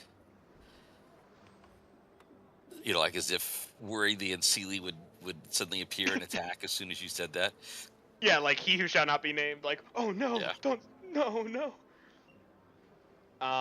Trying to use my persuasion here to be disarming, to show that I am a studied bard. I am a wizened traveler, right? This is my Okay. reasoning for showing how far I have gone to bring a story that actually means something to them, right? The queen nods thoughtfully. "I've never heard songs of the Unseelie court. This would be a unique marvel."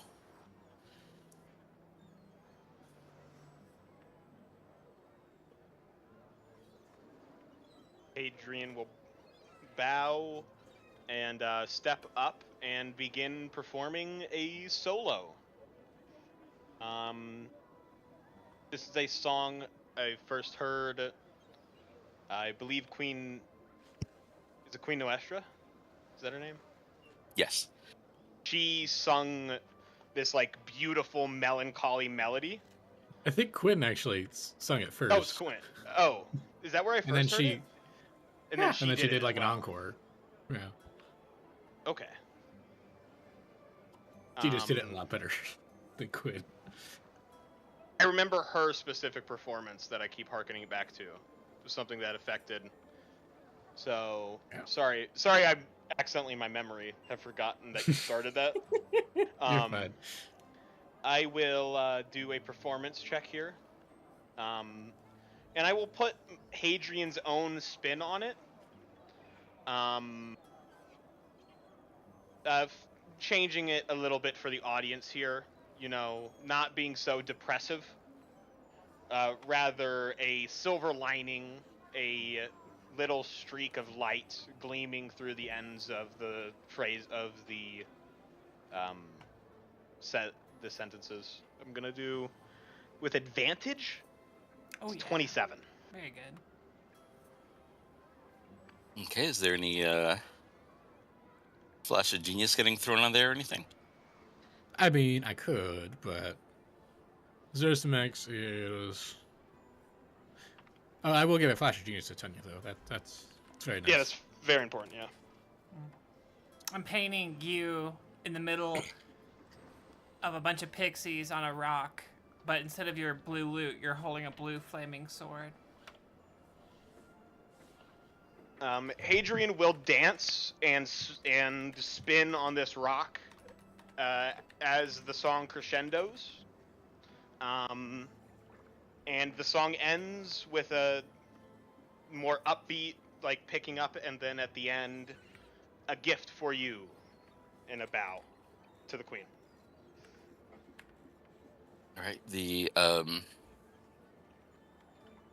Many of the pixies are weeping from the beauty of your song.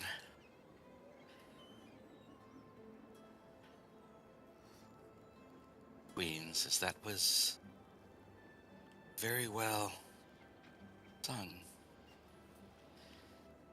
I think perhaps I understand our Unseelie cousins a little more from that. And you, says looking to Tunyah, what is it that you are doing there with your brushes? So I wrote throughout this time. She started on 3 different paintings. One was like a 1, so she scrapped that.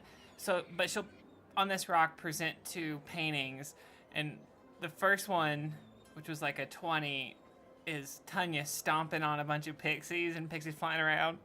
And the second one is Hadrian with like a flaming sword in this exact setting, you know, on a rock, killing the queen, like attacking the queen. Okay, I don't think I would have given that a flash of genius if I saw what that was. Hadrian's... You know what? Zersimex would have. Zersimex would have like, yeah, that's awesome. Hadrian's Yeah. mouth drops in horror and shame.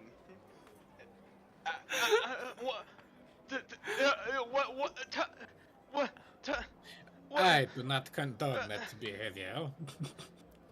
Hadrian looks between Tunyah, looks between Zersimex, realizing that Zersimex gave a flash of genius to this, as there's like, in the background, Zersimex glinting with his Gatling gun. It's the best Hadrian, these are the best paintings I've ever done. This one particularly. What do you mean? I mean, that one was a 30. It was an incredibly beautiful painting of him decapitated. You see Hadrian looks to the painting of you killing these creatures, and like tears well up in his eyes, and he in a way that like he's not angry, he's just like it breaks something in his heart. Aww. Seeing these tiny. This is not what he came here for. He feels the emotions of the pictures, you know. It brings out the raw, sad tragedy of if that did really happen, you know.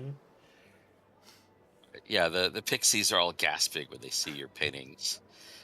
The queen shakes her head sadly, looks to you, Tunyah, and says, You were brought here into my favor, into my court. And you bring insult. I mean, You watch Tunyah disappear. no. The best paint ever. You hear lots of little fairy chatter. Good riddance. Who did you think she was? Zerzebex will begin making a painting of his own. Oh no. But before the painting finishes and the next murder scene is depicted. Oh no. The queen looks to you, Hadrian, and says, despite the ill manners of your companion, you have well pleased me. And so I will give you the greatest gift I can bestow. You will remain here to be the musician for my court.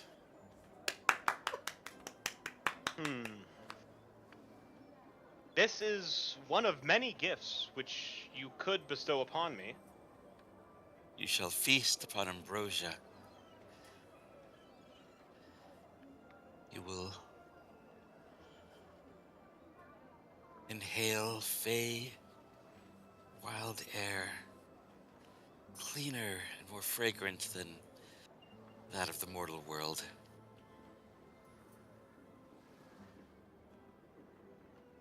Pixie dust will fall upon you, and the best of dreams will find you. She bows her head a little bit and says, you're welcome.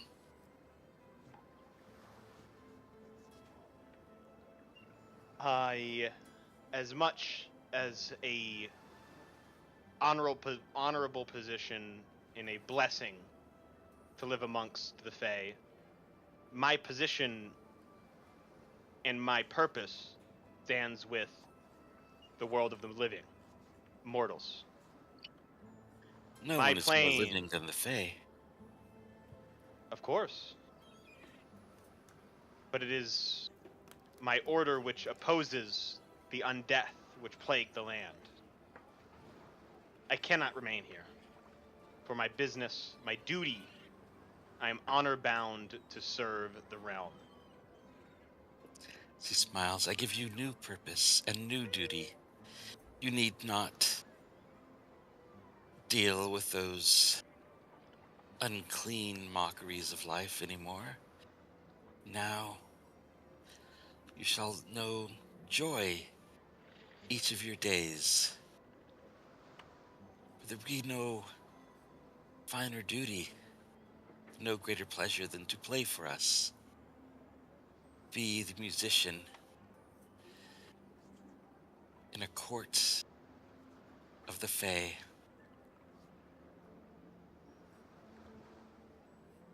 I understand what you offer.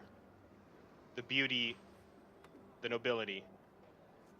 I must refuse. And I must tell you why I have ventured to meet you. My heart lies with another. You cheater. I have come seeking counsel from a wise fae such as yourself.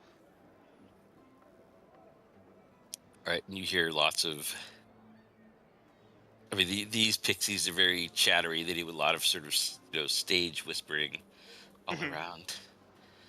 Another, but he stands before the queen. There is no one that one could live more than the queen. Her beauty, her wit, all kinds of stuff like that. Pattern going on. Give me a persuasion check.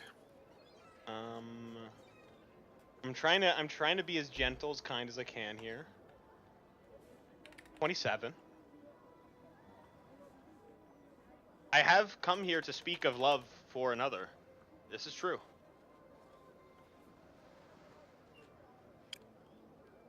So, you have sought me out for my wisdom. It is true that I am beautiful without compare, but I am also wise. Though, beside my beauty, many fail to notice that. That's a bad kit to use. What is your question of love? Good painting. In my traveling to the Seelie and Unseelie, I rallied those kind and bright-eyed warriors of the living. Brave souls who left the Blessed Realms, left this air so pure to change, to create new. One such of these, a Furbolg, a beautiful and blessed Fae, Nilfane, Green Gaze. I would ask you, what would be a gift, a tree that I may plant in her honor? I have been searching for this answer, and I figured one who understands beauty such as yourself would have an answer befitting.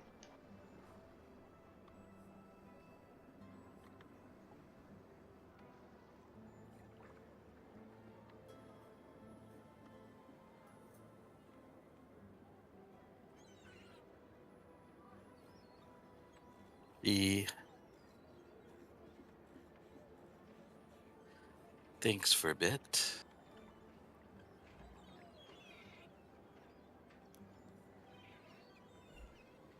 She says, there are many trees that speak the language of love. She calls one of the pixies over, whispers in its ear, it nods and dashes off, turning invisible.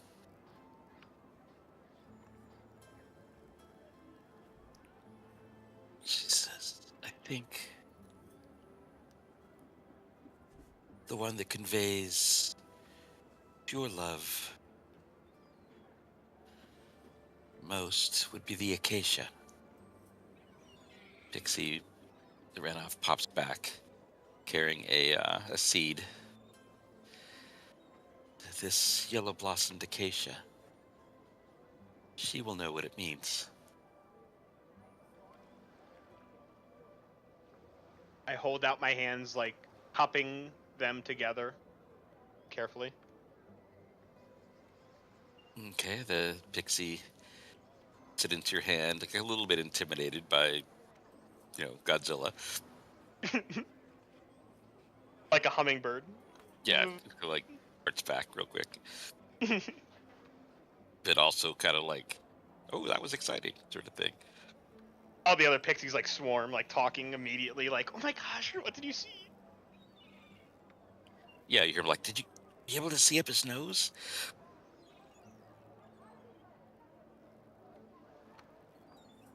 Beautiful. Is he as hairy in his nose as he is in his ears?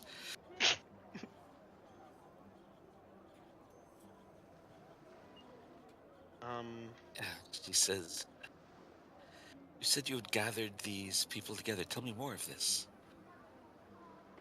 We had our chance at the court of the Unseelie. We, after defeating a finger of he who shall not be named, were resting, taking the reward. And as we awoke, the sun crept up the Seelie. It was there I made speeches. I spoke to the gathered. The threat of the undead is existential. I am gathering forces, people, anyone who is willing to take up the fight.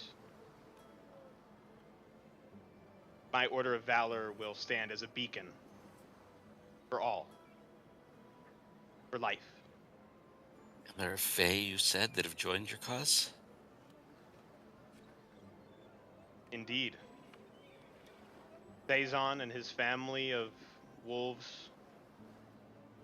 Yakobu, is that his name? I don't remember how to pronounce it. A satyr by the name of Olive. A collection of motley heroes.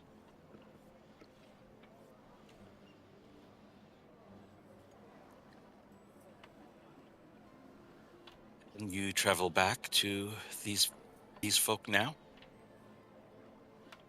We are taken on our travels. We are seeking adventure and conflict to the north. They were last seen and should be easily found at Point Guard. Or what? How do you pronounce it? Point Guard. Point Guard. Or Pont Guard, sorry. It's not Pont. Point. It's Yeah. yeah. It's French. Bridge Guard, yeah. The town guards the bridge. Pont Guard. They are currently out seeking adventure. I came here seeking your counsel, in truth, out of worry for their safety.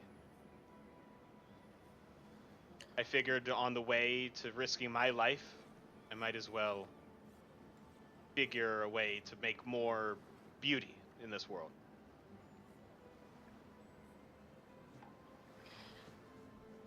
As I would learn more of this, you've aroused my curiosity.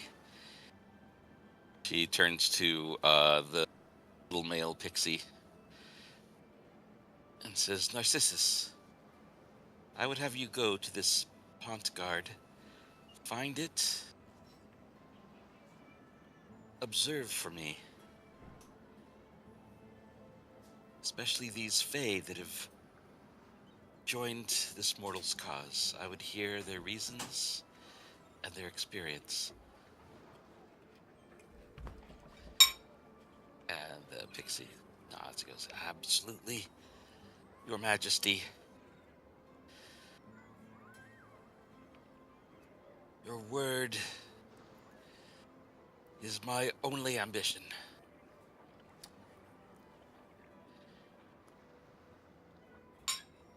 This is excellent. I shall send you on your way then. Rejoin your rude companion. I have been attempting to teach her the manners. The politeness is lost to other cultures. Less fortunate. Less blessed by beauty. Thank you for your kindness and understanding. You have given me a boon that I seldom understand how to repay. I will cherish this memory in my heart. All right. Bow my head. She receives your bow, and then Hadrian, you and Zerzmex are suddenly in the mortal world. There's a rock somewhat similar to this, but not as covered in moss, and there's some mushrooms, but none are the match of these. You know, there you can kind of see, you're like, this is sort of like a cheap mortal version of it. Yeah, and like you see Tunyah there. like the ecstasy wears off, kind of rubbing my eyes. Hello, Tunyah. Did my masterpieces come with me? I mean, unless you left them there, yeah. No, I put them on the rock when I like showed everyone. Oh. Or they kept them. Give me a perception check. Yeah.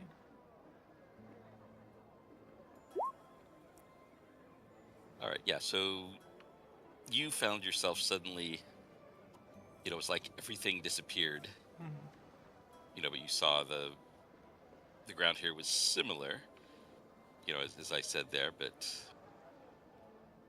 like the cheap version of it.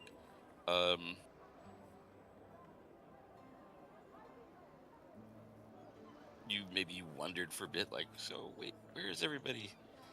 But then after a couple of minutes, Hadrian and Zerzamek suddenly appear. Mm-hmm. And you hear, after they appeared, now and then little, like the tiniest flappings, like sounds like when there's a fly nearby or a dragonfly. And then with your 17, you notice the whiff of something burning, but you can't see anything for the life of you. And then you realize, I jump on the rock and start peeing. I squat. Yeah. I squat on the rock where I left the stuff. Where I left them. Start peeing What for everyone. What the fuck? and you feel movement in your backpack. Like there's a cat in there or a small dog. Unbuckle your big old belt. Oh my goodness, glaciers. I clench my bag shut with my pants around my ankles. What the hell? Right, whatever's in the bag seems to get more agitated. And then suddenly you smell just the worst skunk smell. Oh no. I back away. Mostly thinking that somehow it's Tunyah that's making that horrible smell. He just takes a step I back. toss my Actually, bag Tunyah to doesn't the even- side. The thing is, Tunyah doesn't even smell anything. She has the rose beeswax true. in her nose. Waxing. Never mind. I keep my bag shut and put it on my back. Oh no. Yeah, you see as you're trying to hold it shut, like a little black paw grabbling, out between the flap of the backpack and the main part of it, trying to get out. Oh my goodness, Haita must be nearby. What is this? Oh, I stand. I caught a new friend. It's fine. I start petting the skunk. You'd be in animal handling. I made a new friend. Ooh. All right, it This is bites you, sprays again. I drop my bag. this is Princess. She wouldn't hurt a fly. All right, you drop the bag, it like scrambles out and goes in those little bouncing bounds of a running skunk, sort of rabbit-like bounds. Wait, it's the daytime. I need a perception. As it runs away, do I see foam around its mouth? Oh my god, do I got rabies?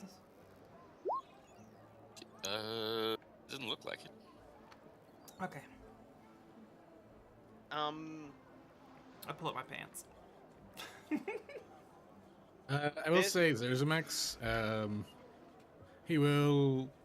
I'm gonna say this is basically just him hosing you down. He's gonna throw a bunch of precipitations on you. Thank you. He's just. Then tomato juice.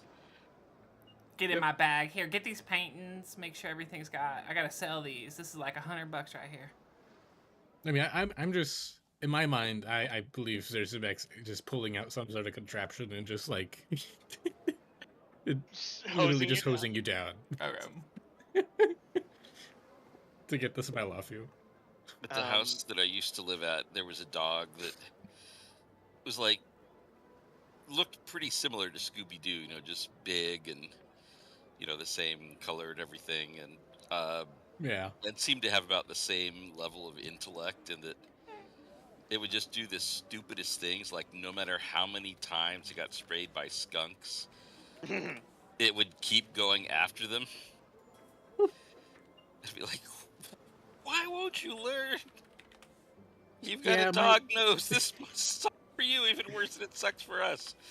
My dog had a similar thing where she really liked eating bees and wasps. That's Like, a bad. she- Yeah, that's a bad one. I don't know. She kept on doing it every time. She just like come inside every now and again with like little stings on her mouth, and she kept on doing it. She didn't care. Some people just want to see the world burn. Some dogs are they just don't care, man. They got that dog in them. 100%.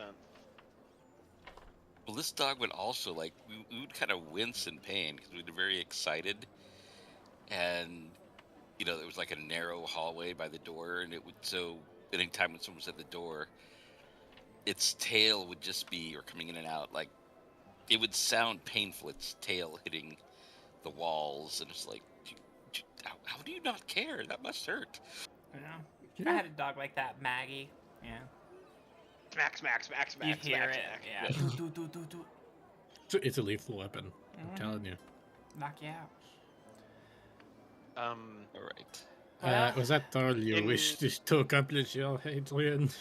In short order, Hadrian will reappear as Tunyah is being hosed down after pissing on the rock. A skunk just ran away after being attacked by Tunyah. And Hadrian will do a double facepalm. Oh, Tunyah. What was that about? Do you just want to kill little innocent creatures? I don't know if I would call them innocent. I point to Zurza. Yeah.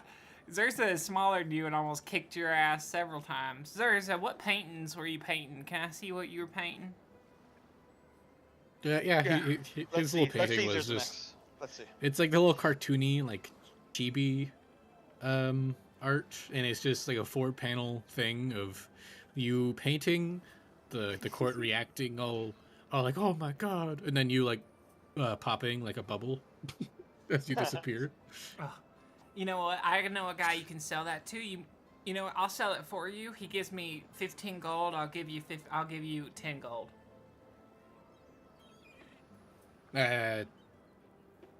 Deal. Okay, I shake your hand. I'll give you 10 gold right now. It is a pleasure doing business. You know, Tunyah, I didn't really exactly peg you as a arts dealer, but I guess you're making a pretty good business off of your portfolio?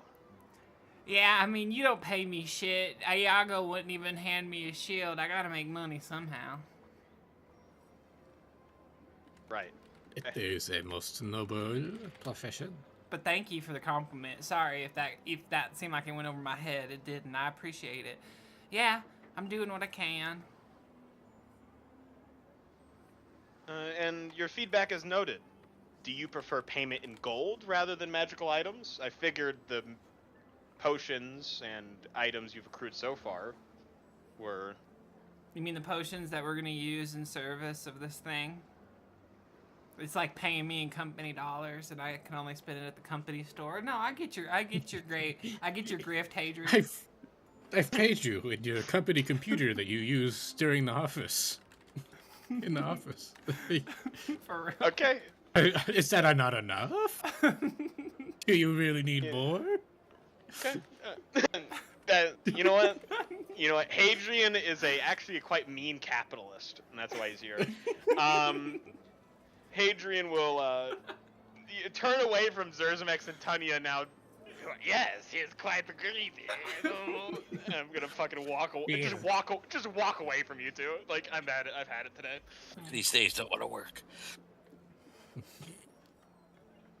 I need to go find Hyder. And as you two are debating your art, I guess I'm gonna go find Hyder. All right. So yeah, he's over there. You told me this is the rock that It was this you rock. realize sort of corresponds with the rock that was at the center of the fairy court.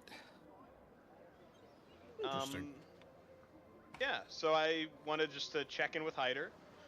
I need a long rest. I don't know about you guys.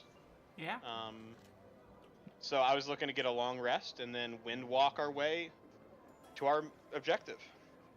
Make another pass Right. at it. You need to speak to Hyder. I don't think he just gives those away like candy. The Red Warden kind of walked up in here and assumed that he'd get it, so I'm gonna do the same. I am sorry, my great friend Adrian, but you are not him. We'll see. I find some cozy flowers Okay. or a bush and lay down. We'll see. We'll see. We'll see. We will see. I have faith in you. And Sir Simex, as he says he has complete faith in you, will give you enhance ability. He'll bestow the eagle's splendor upon you. Give There's me a D8, somebody. I'm feeling like Sure. Tunyah has a... Oh, there's Oh, you know what? Yeah. Tunyah, do you want to do that? There you go. Right down the middle. Nice middle of the road. All right, you guys are exactly downwind of Hyder. What does it smell like? With my nose plugged. Smells like mulch. Like somebody's no. been rolling around in mulch after not showering for a year or two. Oh no, we're downwind of this Or a skunk. never or two. Sir Simex believes he's downwind of the skunk. No, he's this way. I hear him right over there. I actually smell him. You are back. How did things go with the Spire? Our first attempt was quite successful. Good, good. He turns to the young acolytes and says, finish up your work here and then go get dinner started. I think we're all pretty tired of good berries by now.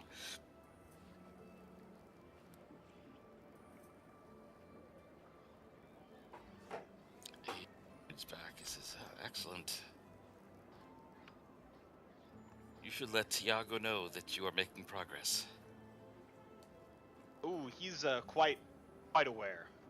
We were able to return prisoners of political note. Many of the leaders of the Silverbeards. Oh. They Rescued. survived in the overrun Spire for all these years? Trapped in a mirror. I thought I was unique in that. Well, your position is quite interesting. A kindred spirit, perhaps you would have. Lenora Silverbeard. She is a druid. She was the upstart. A noble and secure Leomir Silverbeard. The patriarch. He imprisoned Lenora.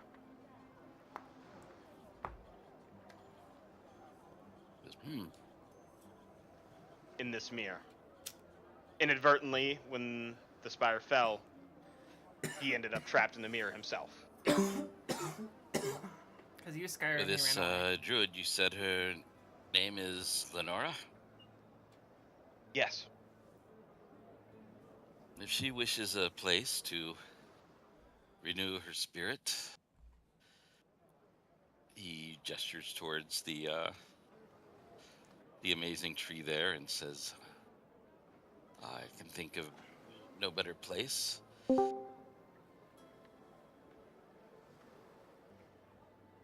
course. Both of them are busy. The game of gathering the remaining Silverbeards and rallying support. The Baron Iago has claimed he would support whomever has the largest host. You should think of supporting Lenora. As will I. I'll be happy to give him my opinion if he asks. Of course. But I swore my loyalty to Iago. Whichever he chooses, I will support them. No doubt. But He was the Leomir one who is... freed my lands. The first I spent most of my childhood in hiding from the undead,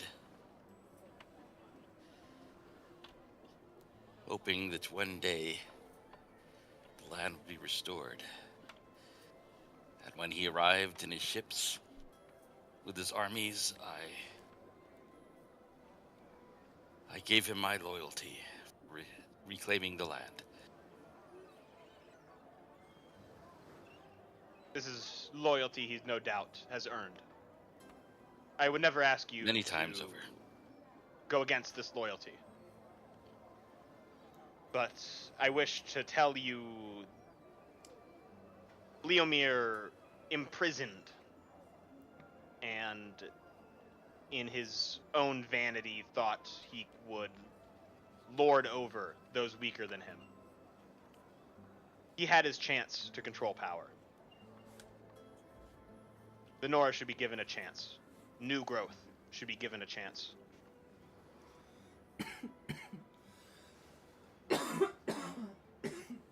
I do not tell you this to demand any behavior, but just to share my perspective.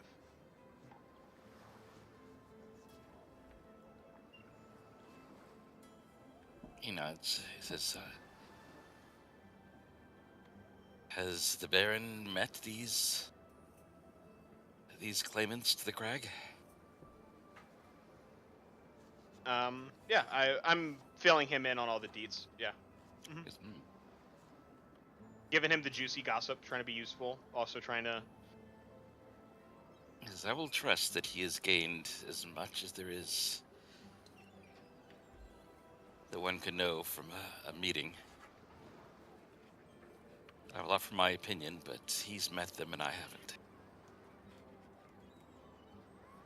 Of course. We are seeking rest and respite before we travel again to the Spire.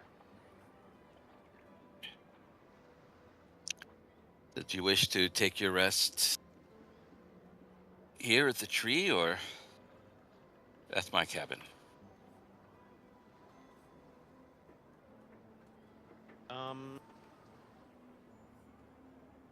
I don't know what his cabin is compared to this, but probably just resting at the tree. I don't know what's more I'd like to be more in tune with nature. So, yeah, the tree. All right, he nods.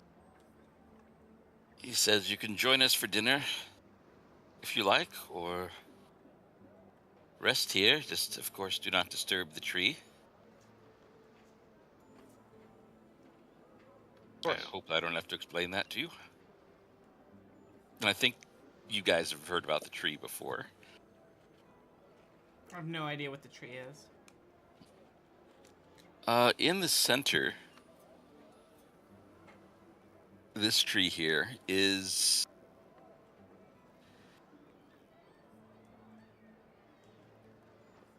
it's incredibly beautiful, almost ethereally so.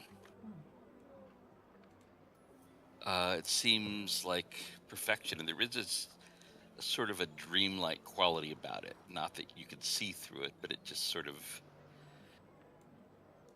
almost if you feel dreaminess slowly wafting from it like pollen. It is quite tall.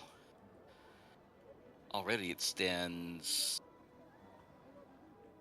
about 90 feet, and it seems like it's still growing, like it's not going to stop.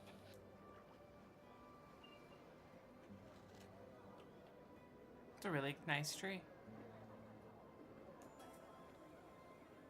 I would like to camp out under the tree and join them for dinner, performing and enjoying the revelry. All right, so you go to join them for dinner at the huts nearby.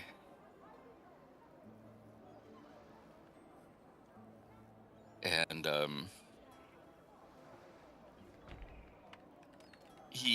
Hyder invites you inside his big, it's kind of deceptive to call it a hut. It's like a big log cabin. Right. And there's a cottage for the kids and a chicken coop and everything.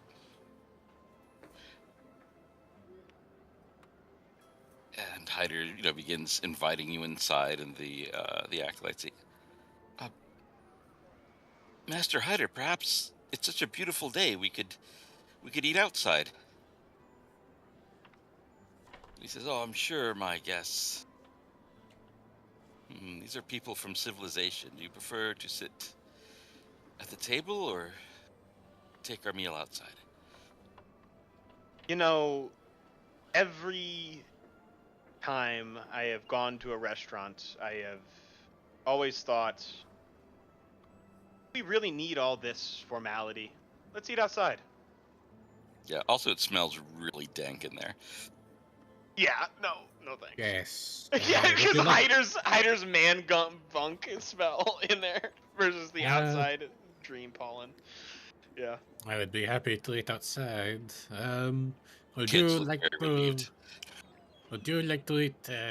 Would you like to try my hot sauce? Silverbeards will pull out like a bottle of hot sauce that he's made, and the label I would is love called. that. My sense of smell seems become dulled over the years. I'm not sure why. It is quite spicy, I must warn you. Spicier the better, so I can taste it. Very good. It is, I call it a Gunnersar's Scotcher. It is over 9,000 Scoville's. Isn't a Ganazar a blue dragon? Yes. They do lightning. Would it make more sense to call it Amarthus's Scorcher? She breathes fire. Who's it? Amarthus is the red one? Is the red one in the city of Iron? Yes. No, I would never name such a fine condiment after such a vile creature. Besides, lightning is only concentrated heat until a tiny point. It is much denser, full of spice. That wretched red, they just spew it everywhere. They have no sense of tact, no sense of taste.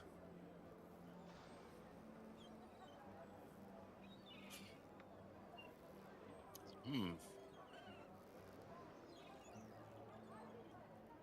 always thought that lightning was born of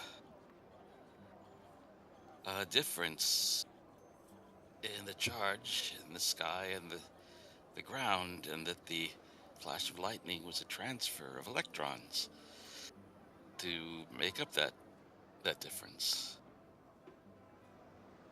But I suppose an educated person like you probably knows more about it than I. There were scholars in ancient pasts who believed air elementals stirring in their anger was the cause of great tempests. That makes a lot more sense. Angry air elementals.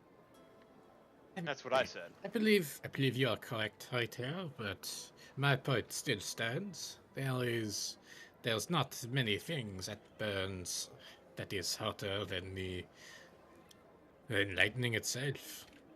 Even the surface of the sun pales in comparison. I'd like to see you touch the sun. Hadrian mutters under his breath. What was that, Adrian? Oh, I said the sun is lovely tonight, and I would actually like to sing. Hadrian The goes sun into is a song. never lovely. It is 99 always bottles of mead on the wall, 99 bottles of mead. But that is my point. Lightning is an extreme concentration of huge amounts of energy released in a narrow channel, which is why this is the best hot sauce. It is the most concentrated amount of flavor you will ever find anywhere. I love that. I'll eat it. Whoever it is named after, I would love to try it. Yeah, and also on the bottle, it is like an image of. I don't know if you guys have had like that. What is it? It's like there's like a hot sauce with a little chicken that's breathing fire, and this one it's just it's a Ganazar breathing lightning Imagining on the like bottle. the blue dragon in a sombrero. Yeah, it's a Ganazar in like a sombrero, and he's breathing hot lightning on the bottle, and it has Or a, got has like a in a little, mariachi outfit. Are you yeah, talking about Tabasco sauce? yeah. Yeah. It's Okay. it's based. We're It on the just same has page. everything. It's just it's a little picture of, or a drawing of a Ganazar in a in a mariachi outfit, breathing lightning, and it has a little scale of like 0 mild, 100 super hot, and the arrow is pointing at super hot. Super hot. Yeah. I see the scale as like 0 miles, 100, super hot, and there's like little 1,000 mass casualties. The arrow points at. Oh yeah. It goes up to 5,000 and it points there. That is 5,000. I feel like you should go to 9,000. Me too.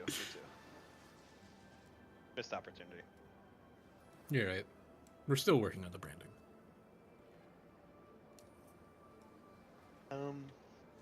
Hadrian is still jovial. This is I want to enjoy my time here. I do a performance with my lute. Just, the background music of a bard. Just a gentle tune playing throughout the night. I'm also going to do a constitution check to see how well Zerzimax manages. Because in my mind, this is like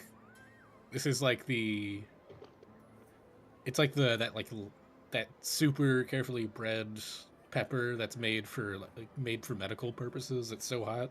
It's like 2.6 million Scoville. After extensive peer pressure and bullying, Hadrian will eat some of the hot sauce. Ooh, wow, that's quite spicy.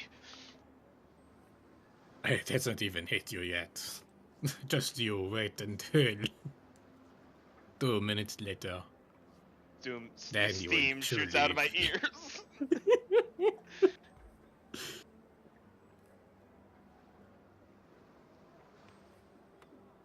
How's Hyder seeming to handle it? How's Tunyah doing? How are you doing, Tunyah? Is she taking the heat well? Oh yeah, like it's nothing. She rolled 29. Oh wow. No problem whatsoever. That stuff's tasty. Can I have a sip? Well, shit.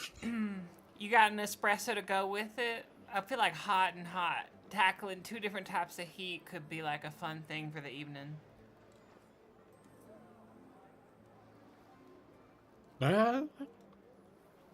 It is experimental. I've never tried espresso with hot sauce, but you'd be welcome to try. Well, no, just normal espresso drinking around the same time that you would drink. Also eat hot sauce, but it's fine. No, I always just wanted some espresso as like a dessert, but that's fine. Okay. So yeah, this is way too hot for the kids.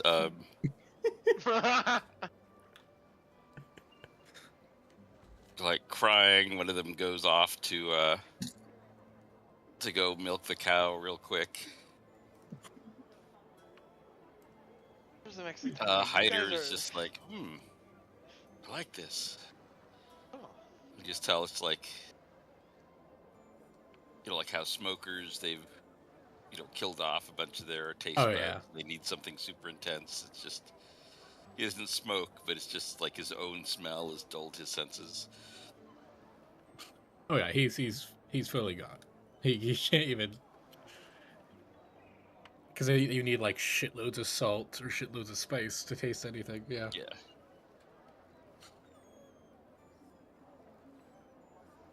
So, yeah, and you're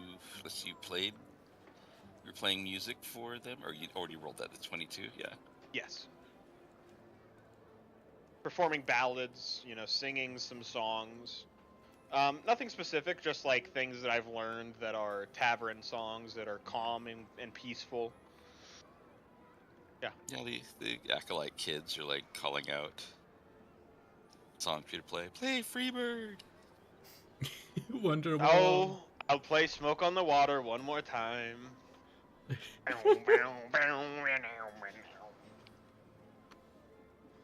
Amazing. Headers, I'll play Stairway.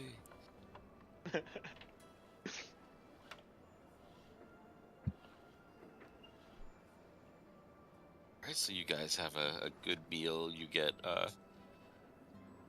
you rest under the tree. Yeah, I did. Yeah. Yeah. Anywhere that's away from the sun. Okay. Do you stand watch, or do you just all relax? I'm safe here. I think the Steel Defender will always stand watch, but Cerzimex doesn't. He's not worried. Alright. After you fall asleep under this tree, you do feel very peaceful here. And almost like, nothing bad could happen here.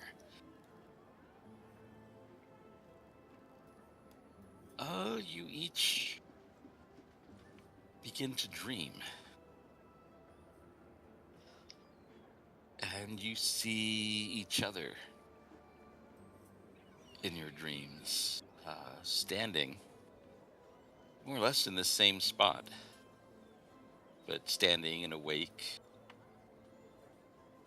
The tree rustles, and you don't hear words, but you get almost sort of the feeling of a question mark.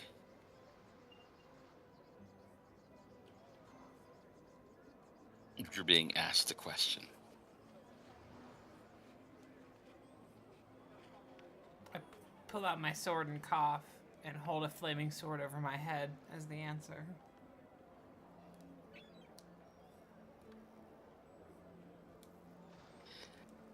All right, you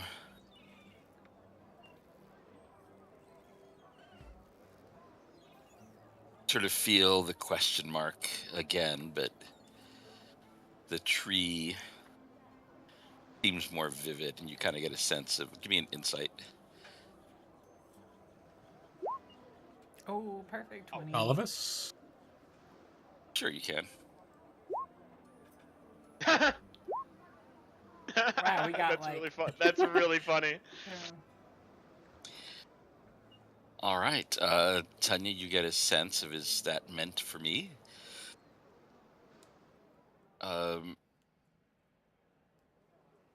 Yeah, Zerzimex, you think, oh, the tree probably isn't happy about being threatened with fire. Hadrian, you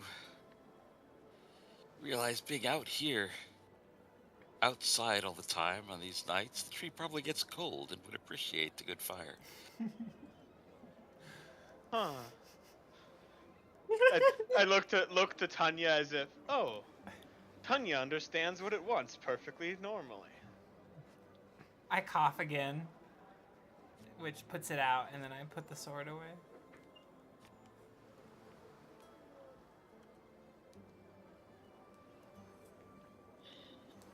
You get the sort of questioning feeling again. Another insight roll for each of you.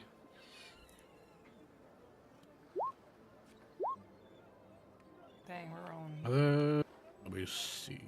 well. You're rolling great. All right, Tunyah, Oh, you wow. feel the tree is asking your intentions, and not just like, what do you intend to do tonight, but in a sort of, what is your goal? Your your big thing that you are seeking for. We'll say yeah, Zerzamex, you got a 21. You would understand that as well. Adrian, you kind of don't pick up on the bigger goal. Just sort of like, oh, what are you planning to do here tonight? Is sort of the feeling you get.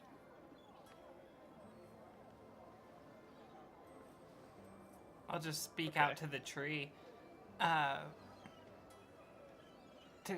free the Spire, the Crag Spire, and probably just eventually die a glorious death. Although, if that's not the case, I don't know, maybe settle down somewhere by some river, paint the crocodiles, tearing across, eating the deer, just stuff like peaceful stuff like that. All right. I intended only to spread the great word of Aganizar.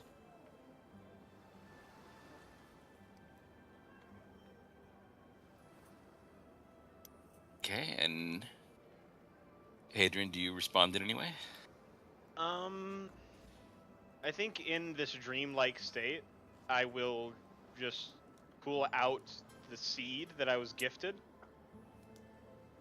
And my intention is to fall asleep and to embrace life as it happens. And I just want to hold this seed and kind of dream and sit under the tree, kind of just daydreaming with the seed in my hand, right? Contemplating it. With this lack of insight, I'm not really guiding those thoughts anywhere. I'm just holding the seed.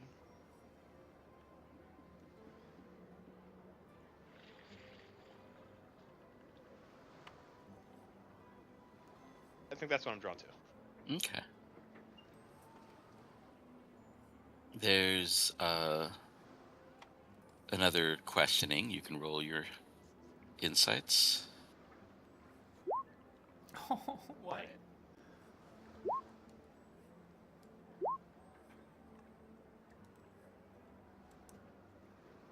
All right. Hadrian's in the Tunyah. game. I know, right? Get him out of the Really way. cool. Wow. All right, you all get a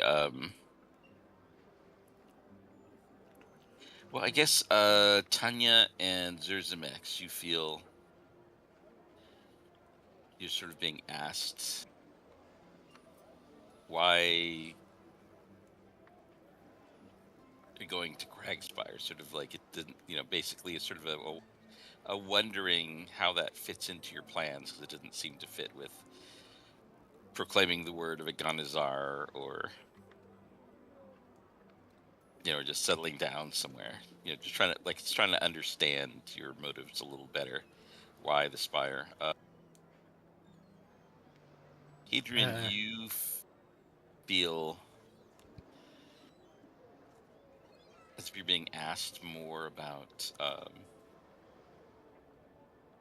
your intentions for the seed, why you wish to plant it.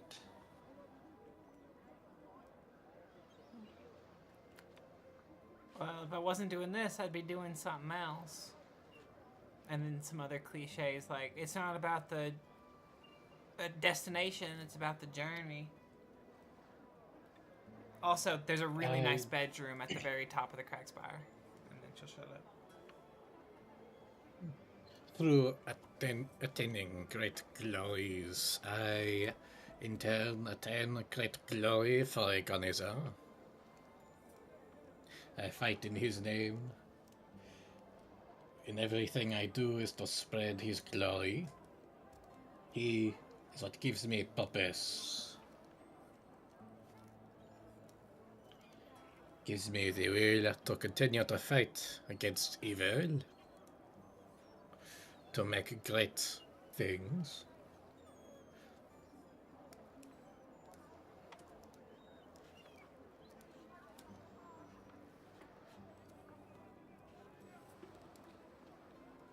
Okay. Now this time, just no. We'll go ahead, Hadrian, to your turn, if you wish to respond. To live and fight so that others may have the chance to live and grow.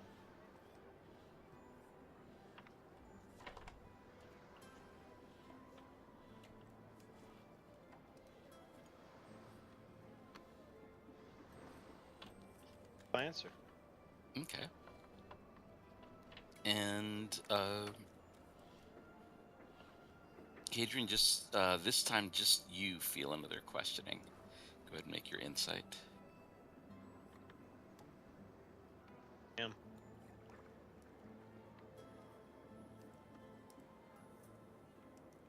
You get a questioning. You feel like it's somehow related to Crag Spire, but it's not immediately obvious how. Just a questioning feeling.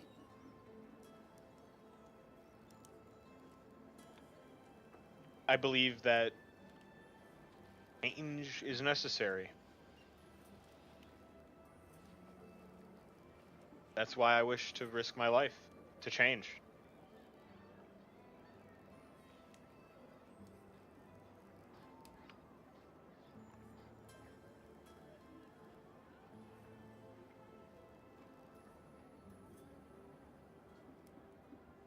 Okay. The dream, or this particular dream, slowly fades. You find for the rest of the night the dreams that you feel may actually sort of relegate this one away. You get pleasant dreams of memories that you had forgotten that had made you happy in previous days, of being with various people that you cared about, of even people that you've lost, sort of seeing them again and seeing them as if they'd never died and were living further lives. It's like, oh wow, Grandma, I thought you were dead, but you got this really nice cottage and you got these dogs, or whatever sort of things. And then the morning comes and you guys feel absolutely fully rested and at peace in a way that you haven't for a while. Long rest.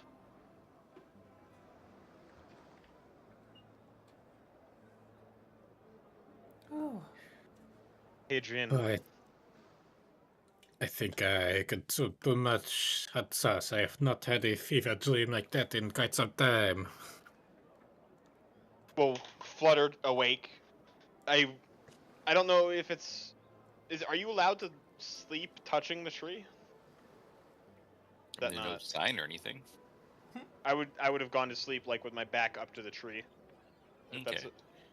Okay. I'll wake up with the sort of looking at the seed in my hand, and I'll close it gently and put it away safely. What is the seed for? You heard. It is for a lady friend. Lady friend. That's rather simple. I am not It's, one for it's a words s- such. It's a gesture. I hope it means only half of what I meant when I asked for it. Something to remind our friends of home. Something to bring joy, beauty. Shh. The tree herder can hear our thoughts. Maybe we should get away from it. You had the same dream too? As Zuzmex, your dream was you and Aganazar being best friends, running around together, getting into scrapes, like some kind of, buddy movie. Yeah. And there was a theme song. Let's see, do you believe in magic? Is that There's exactly? Aganazar, best of friends, fighting all the bad guys. One of them's a dragon and the other is not. And It's then amazing. at the end, you ask if he can turn you into a mechanical dragon, and he lets you know that you had the power to become a mechanical blue dragon the entire time. Oh my gosh. Oh, The power was within me the entire time. You let me see. Such is the power of Aganazar. His greatness.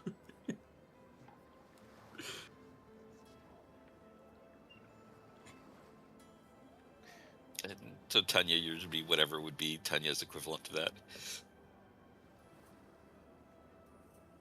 Like a cat finding a nice ledge in the sun to sleep on, relax. Yeah, Hadrian, you dreamed of the people in your Order of Heroes rising, meeting their potential, going out and helping the world, and as they grow older and wiser and take on new mentees of their own, and seeing the seed that you planted bear fruit.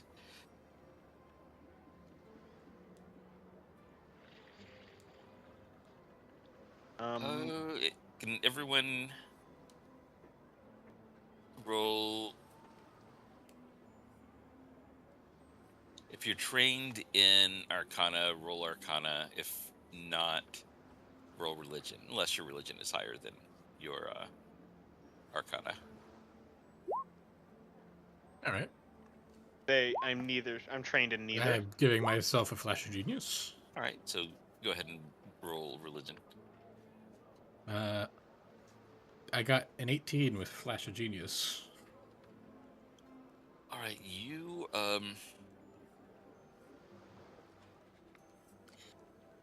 you realize there is magic on you,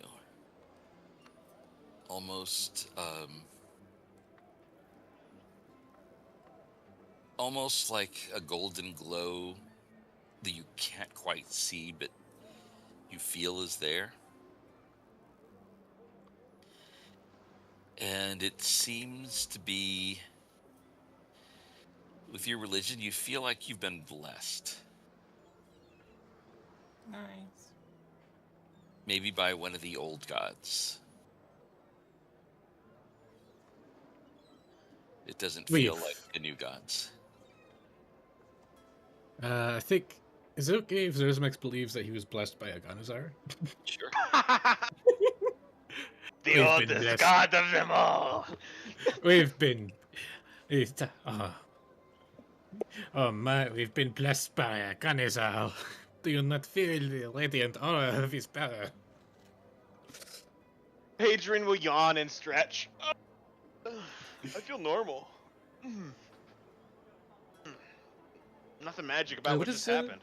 Just a What is tree. it? Does bless add to your saving throws? Your attack rolls and saves, I believe. Okay. Zerzamex will not. I was gonna throw a spell at you so he could see that you're blessed, but I'm not gonna do that. That would be one way to go about it. Oh man. I'm telling you, Akanizal, he came to me in my dream and he blessed me, and he must have blessed you too. Yes, attack rolls and saving throws, a d4. Very nice. Do you not feel the divine power? With a 6 on my religion roll, what do I feel? You don't feel anything. I mean... Clear. I mean, he's been obsessed with the Ganizar the entire time you've known him. He's like, oh, I've been blessed. The dragon himself, I talked to him. He spoke to me in my dreams. How do you not see it? You're positively glowing with divine energy. Right. Yeah, my dream was pretty good too.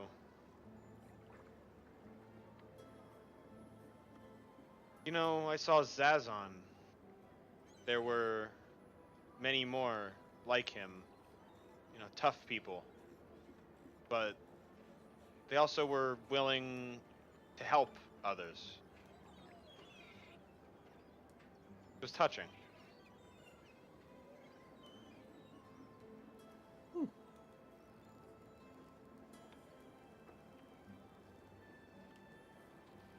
That is a pleasant dream. Well, now we're awake. We can't stay here forever.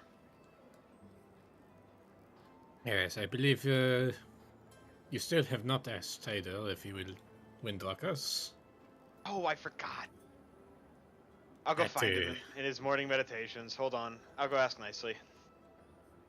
Zerzamex will kind of go over to Tunyah and say, like, this is what I mean. He is not the Red Warden. I do not know how he thought he could do this.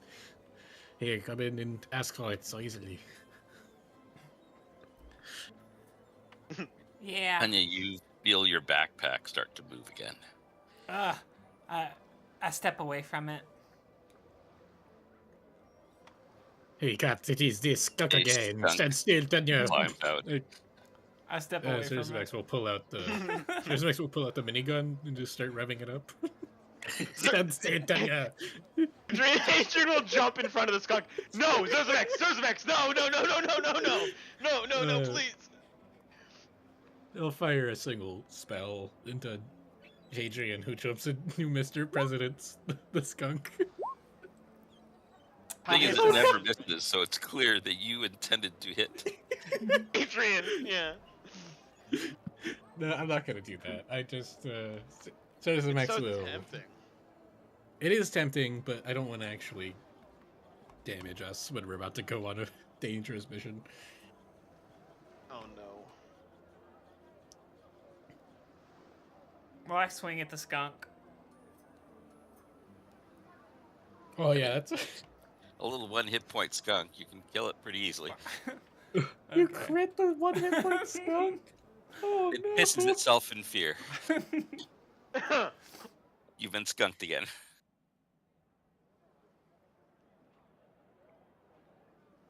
Hyder, before they start killing more skunks, will you windwalk us out of here, please? So, we're back to the Spire. That's the plan.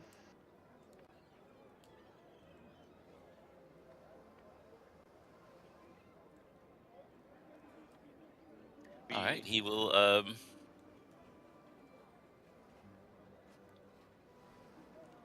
I'll say, don't you?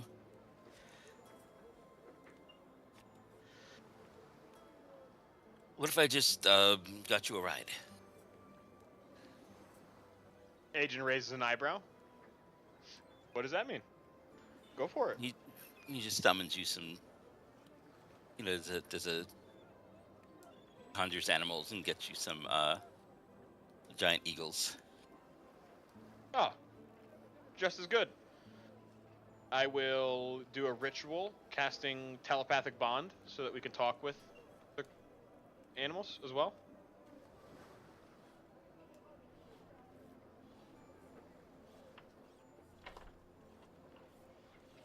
So that we can have a communication and ride out.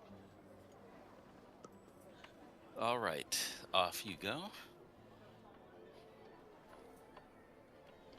Anything along the way, or just drop right in and?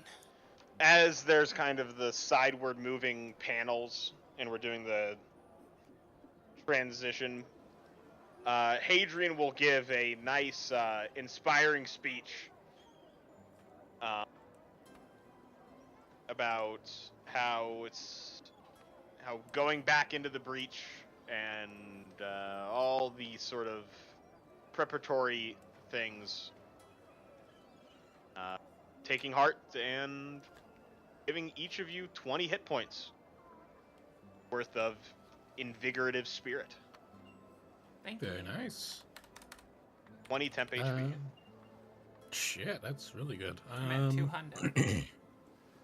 Also, at the beginning of the day, I would like to put a bunch of spider climbs in my spell storing item.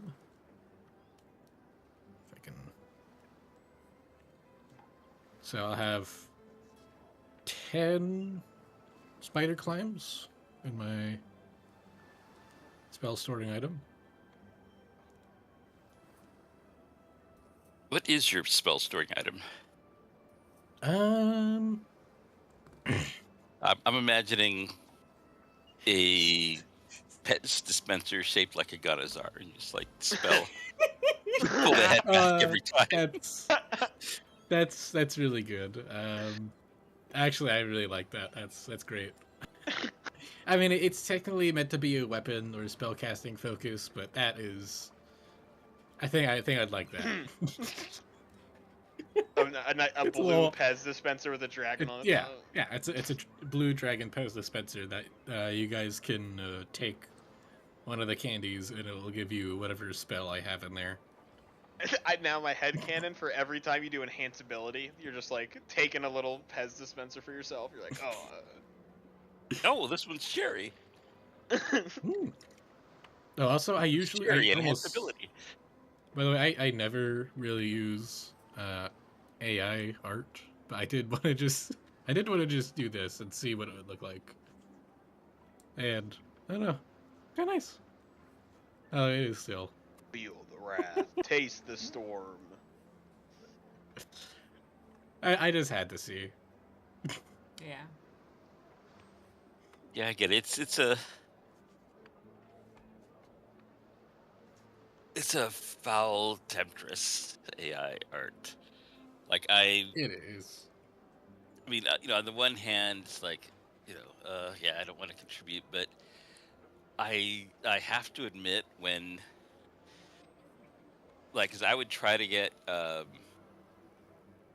best and most realistic pictures for tokens and things like that, and for the most part, it was when I started, it was like people from movies, people in cosplay, and it was like the selection for non-humans or non-elves was pretty limited. So like Yeah. people were dressing up as Dragonborn, and then all of a sudden, with AI, it's like, oh, I can get cool art of anything. It is very tempting. I limit myself very, very sparingly. This is like probably the first time I've really used it in a good year. It was just too good to pass up. Yeah. I needed to see organizar de sombrero.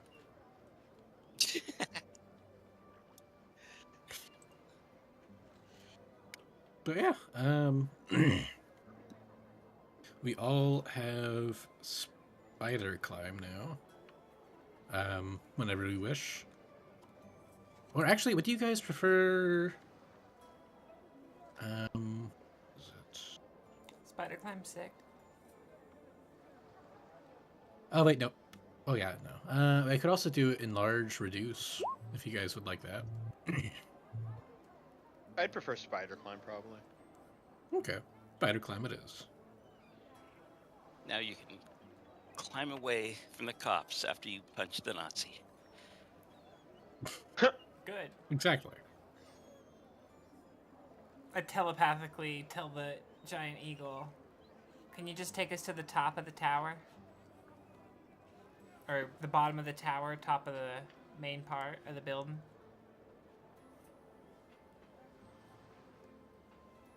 So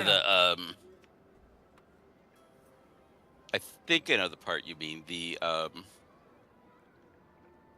So there's the sort of the big round part of it, and there was the smaller tower that went up front and sort of at the bottom of the smaller tower that you just explored. Yeah. Okay. Also, on our way there, I'll be spending a minute to cast Tiny Servant, so I have 3 little red coats. They just, I don't know, I think, in my head, I feel like they have, they'll just have like a little area on,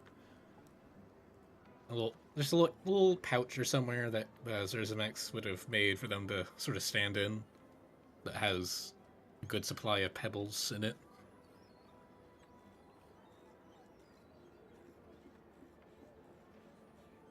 Enlarge them and drop them.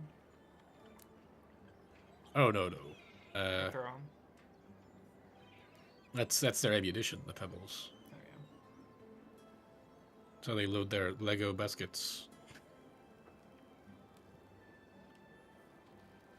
That's right. And my command to them will be to throw stones at enemies that are within their range.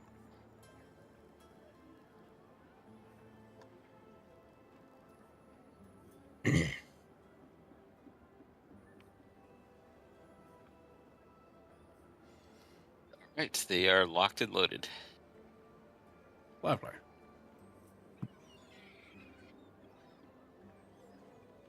Let's see, let's get rid of the nice happy music.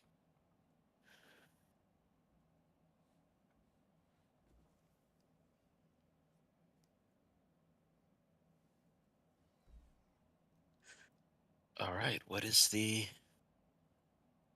plan? Pick up where we left off.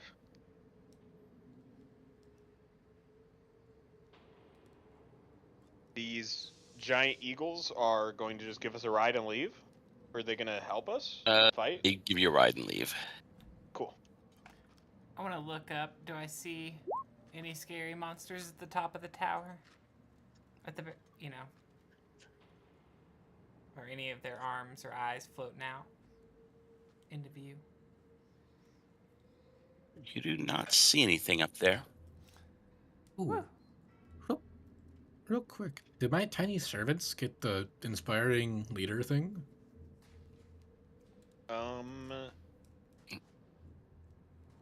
They're constructs. I guess that's a question for you, Rob, if they get the temp You can HP. spend 10 minutes inspiring your companions. Up to 6 friendly creatures. Yeah, it'd be the 3 down as creatures. Okay. Then they'll have 30 HP. You tripled their HP. You, small but mighty warriors, must stand fast in the face of the greatest evils. Affix your bayonets and wait till you see the whites of their eyes. Did you see anyone dumping tea unlawfully? You must crush them. Hoo-ha! No, Okay. Should a rabble gather around you, you must massacre them. Indiscriminately. no mercy. Remember, no British. Do these stairs only go up from here, or do they go down? They go down and up. Okay. As Tunyah goes inside, Hadrian will step up, put a hand on your shoulder, bardic inspiration on you. Thank you. If you're going first, be careful. I'm behind you. I equip my shield and that mace and begin to descend. Right. Let me grab you guys. I'm gonna put you in a little square.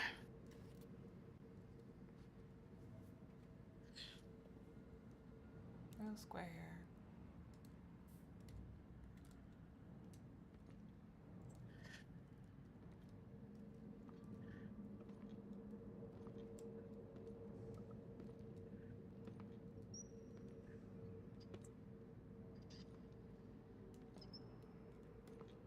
The magic. Right, the stairs go. So this goes down 2 floors.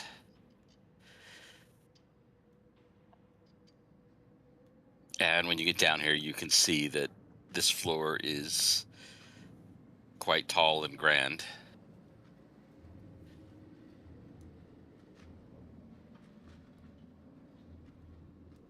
Well, actually, let me bring you down. Okay, yeah, that's sort of the empty upper. Yeah, let me bring you down one more. That's just the And there's no windows or anything. It's just windowless descent. yeah, it's just spiral stairs going down. It's really not a. You're on the 9th floor, but there's really not a 9th floor. It's just because all the rooms on the 8th floor are 2 stories.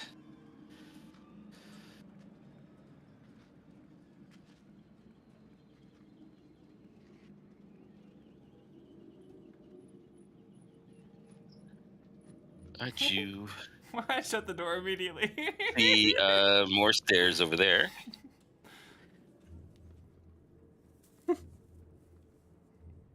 Yeah. This area is this is all lit with continual flames. There are shields and banners of the Silverbeards, and after Tunyah opens and closes the door really quickly, you can all make a Jiggle perception piggy. check. Yeah, you got a grenade? Get a grenade ready. This is in Skyrim going in and out of the loading zone, so this is a valid strat for sure. That's performance. I need to re-roll that. Sorry, I rolled well. This is not the time, Hadrian. You see, that is when Hadrian pulls out his loot. Tip a coin to your witcher. Oh, Hadrian, valley of plenty. Oh, valley of plenty. Silverbeard sort of like smacks you. Like, Hadrian, it's toss a What? coin. Not tip a coin. Oh, it is toss. So Hadrian and Toss a Zerzamex are coin like to your witcher. Hadrian and Zerzamex are bickering. Well, I guess Steel Defender and Tunyah lock in over here. All right. I don't know what I saw. They're ghouls or something. It's scary. There's a bunch of them. He's a gabagools. Yeah. Hadrian is singing, and he's hitting the notes. A toss a coin. Hadrian. Time. Whatever you're doing, don't. I'm having a stroke of genius. You're having a stroke or something. Ooh, finally I get a good one. We both got a good one. I get to hurry up. I'm so glad for you guys. Oh, nice, Now you- nice. Now you So know how I happy. feel. Now you know how I normally feel. There's an X. That's how I feel right there. It's fine. X does not need first initiative. Yes, I would let everyone else make their mistakes, and then I Although- act. My attack will Hello? always be the last attack. Although Is X is anything. always... X is always mounted on his Steel Defender, so I guess he would actually be here. But it's hard to have them both in the same square. Okay. So I'll just have a little... Little coin toss. Adrian, you are first. I There's nothing going on. You're not aware of anything except your amazing song. I will use my action to perform. Okay. Toss a coin. Hadrian's just verbally stimming at this point. That song. As one does. I rolled in that one on my As one perception, does. so.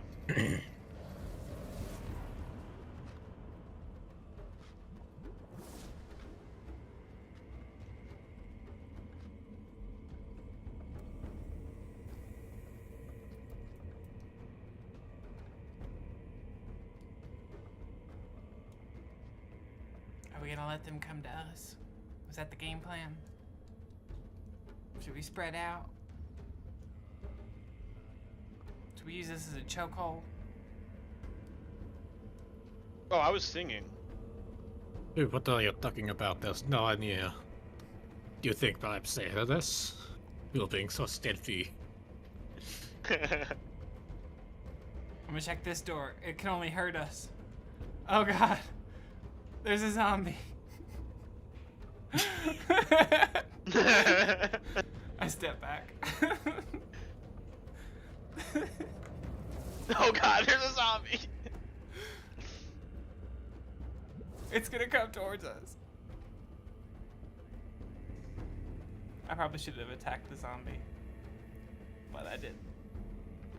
Alright, so what is Tunyah doing? She's still got a little movement and action.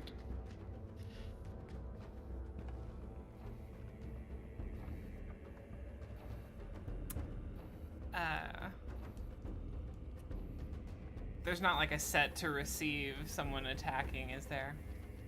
You can have a ready action to attack when somebody comes at you. Ready action to attack then. Okay. So I guess would my tiny servants have ready attacks? Because I gave them a command to just throw pebbles at whatever comes with enemies. Yeah, I'll just assume until ordered otherwise, they will just do a normal move and hold their ready action until an enemy appears. All right.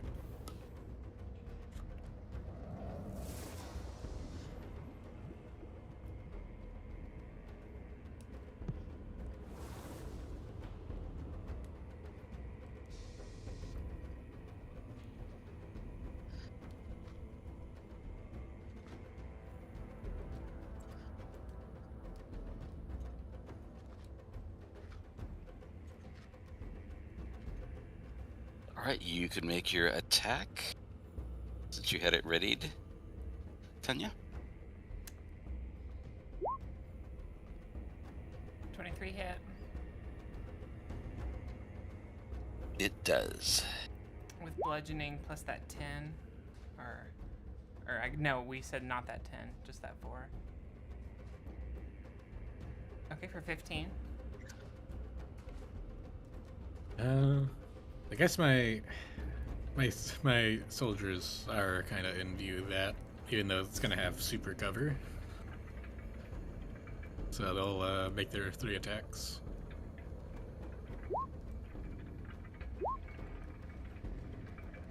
Fire. It's just me reflavoring their actual attack, but these are just magic stones. I don't know if 14 or 16 hits. Those both hit. It's AC 14 Even- exactly. Well, it's definitely got cover, so. I think the first one Yeah, okay, yeah, we'll just do the 27. Okay. 7 bludgeoning.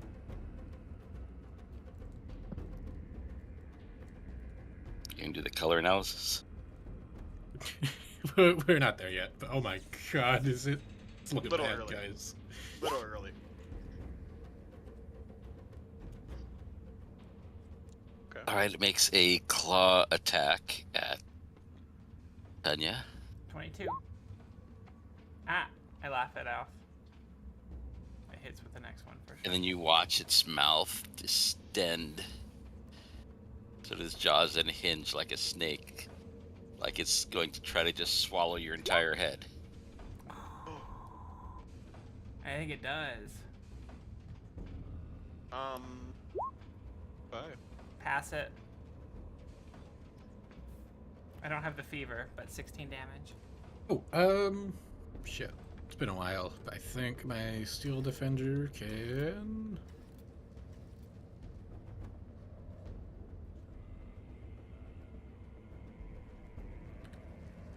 impose disadvantage. Oh.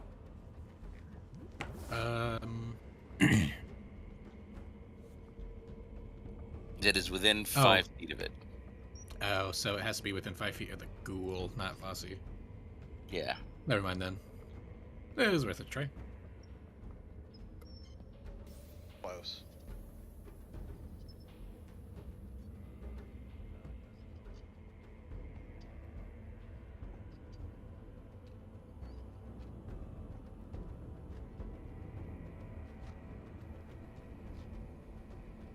Alright, this one is ready to attack.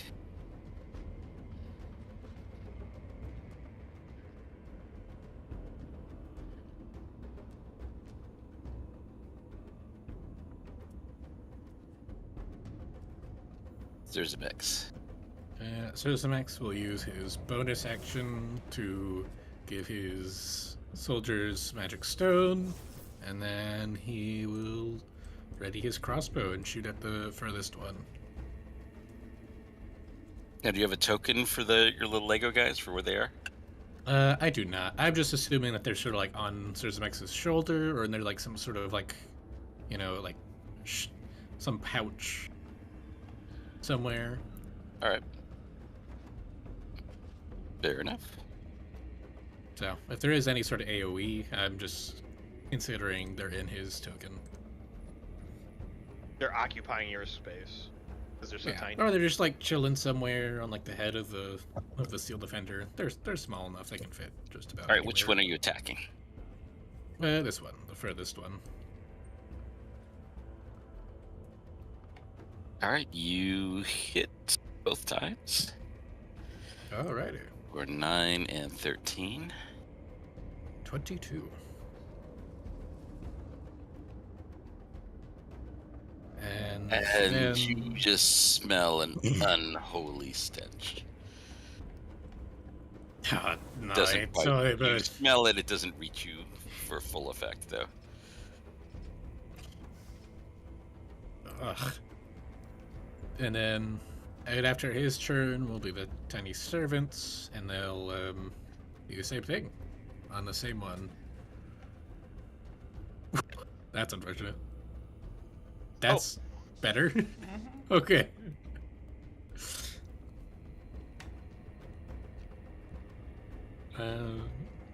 18, I believe, on the same one.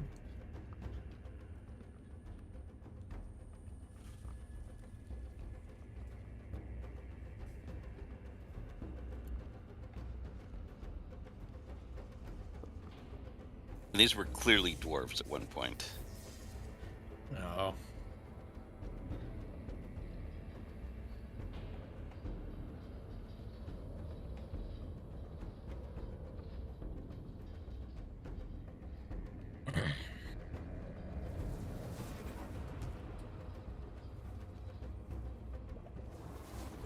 This one comes up to also attack Tunyah.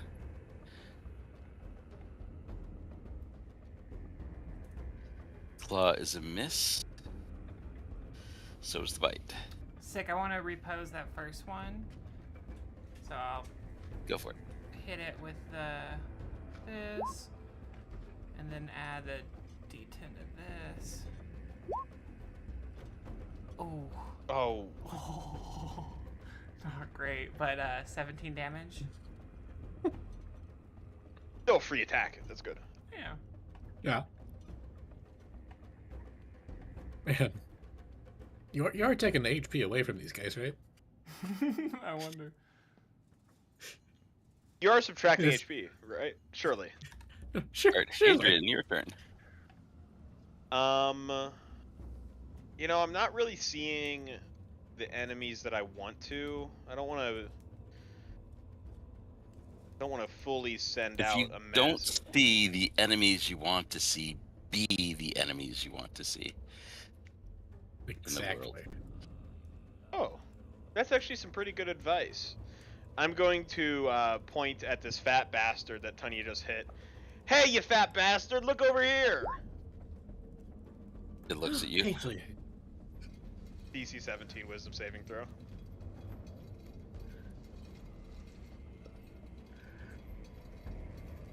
there's a bit gasps at the fat phobia. Looks your It's because you're fat! big. Oh, A ghoul's supposed to look like that. As wielding a blue dragon wing longbow,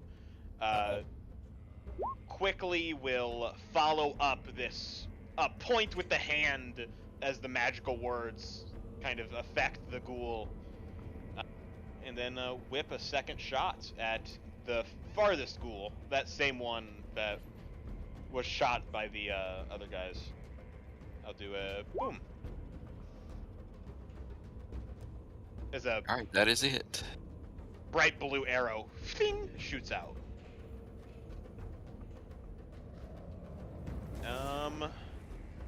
Be careful. Don't group up too much. I'm going to move back over here and end my turn. Smart.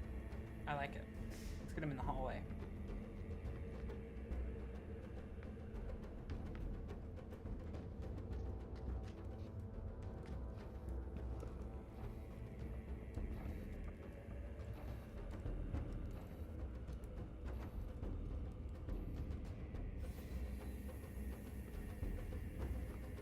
One comes over here. Ooh, she purdy. And yeah, not now. Wrong time, Tunyah. You already have a elven woman waiting for you back at home. Yeah, but I think I could fix her. I think you might be able to fix her, 100%. I will leave you to it.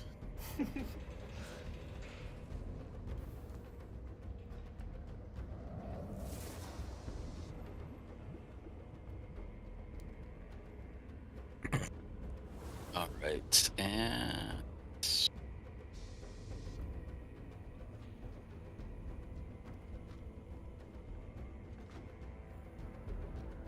It doesn't mention that. It's a heavy crossbow, so I'm guessing just one shot. Yep. So she shoots.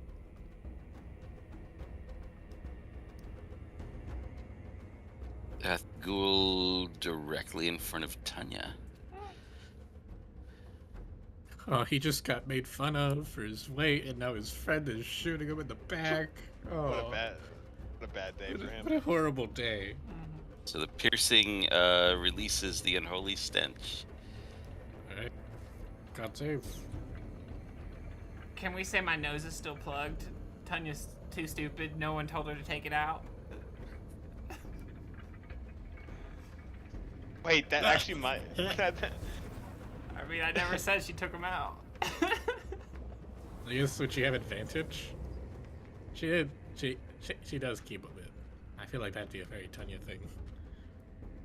But Silverbeards does take that 2d6.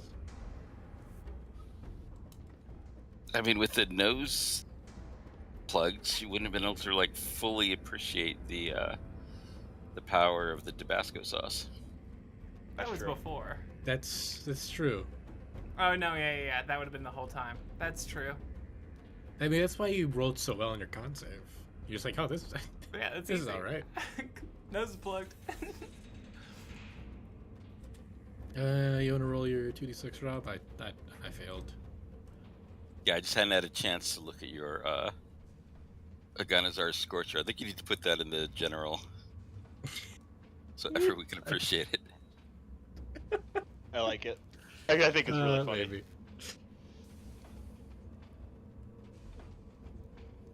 That's actually pretty damn good. I know. I'm Surprisingly. surprised. 10 poison damage to those who fail. Thank God constructs are immune, but oh my God. Half my temp HP gone in an instant. All right, Tunyah. That was all my. Yeah, only got 4 left. All right, she swings at the thing in front of her. 23 for. Is that 19 damage? Yeah. Again. Oh, nat 20. Destroy it. Is that a crit? Do I roll extra damage? You sure do. Okay, I've got I really don't know why. You have Doesn't your just spear die automatically. button. Click. Oh yeah, thank you. And then but I've got a skill that lets me double the crit damage. Let me double check what that is. Savage attacker. That Or sounds about right. Savage critical, something along those Oh lines. right, sword yeah. can hit Half the melee orc, so you attack. get. You can roll one of the damage, weapons damage dice. Let me pin it. So you roll another d6. Okay.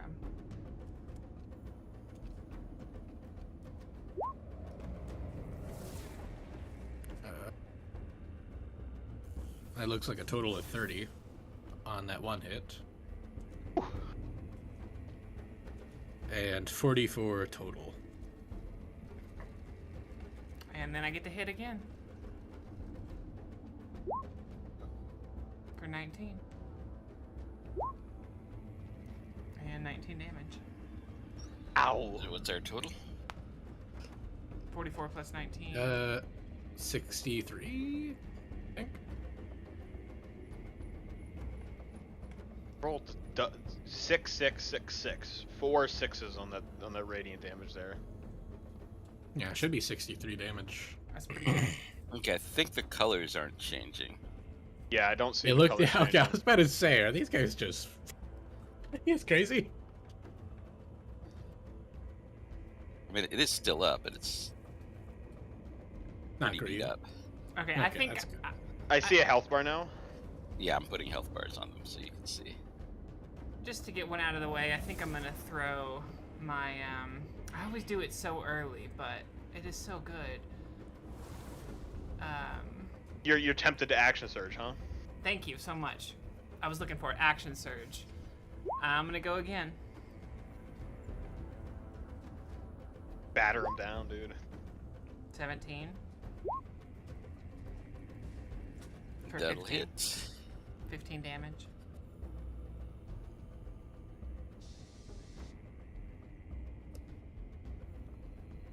Alright, has to make the save.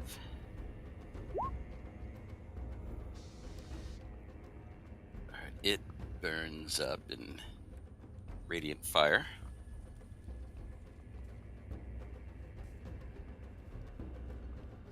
Okay, then I'll just hit the next two on that next one that's catty corner to me. Alright, and you see Etta over there. Her eyes widen and then they narrow. And you're attacking this one? Yeah. I'm tempted to run and attack her, but you know they'd all hit me multiple times, and it would be bad. And then you'd be flanked and surrounded. Yeah, but I am tempted. You know, let that be known. I'm rolling so well. 17. Nice.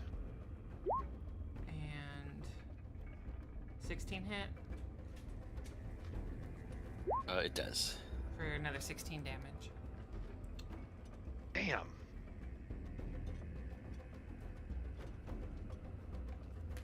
Ah. She got her shield out. She's just swinging, going wild. Did she even miss once? I think it was beautiful. That mace. Whack, whack, whack. Mm-hmm. All right, all set. Yes.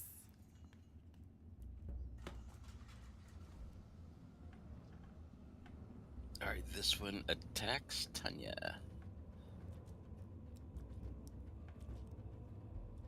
Claw.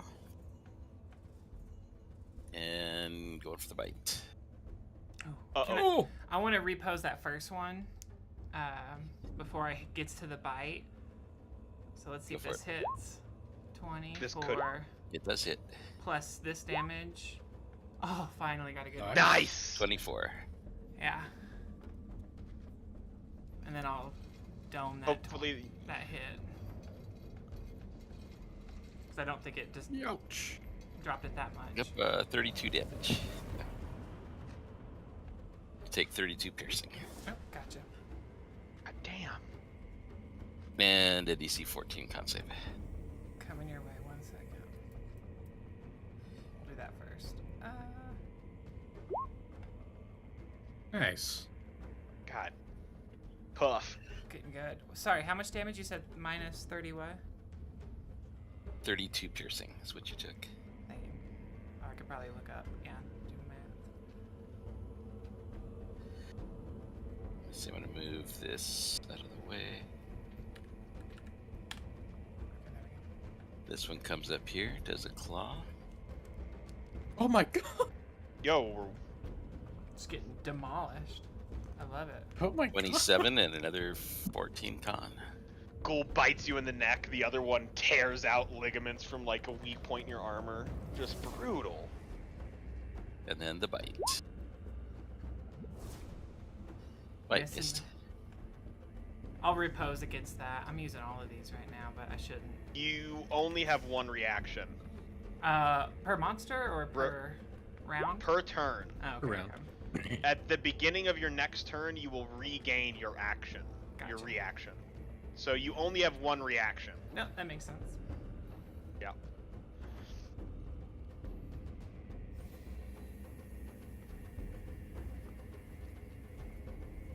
I got lucky with those cons. Alright, this one comes up here, sort of behind the others, reaching out, wanting to get to you, but blocked. Give it the finger. Welcome. Are all the health things bugged? Because I still see Tunyah at like green. Like you're Yeah, like it looks- 100%. I feel like all the health are bugged. I'm only 125. That might still be in the green. Alright. Is she wearing any metal?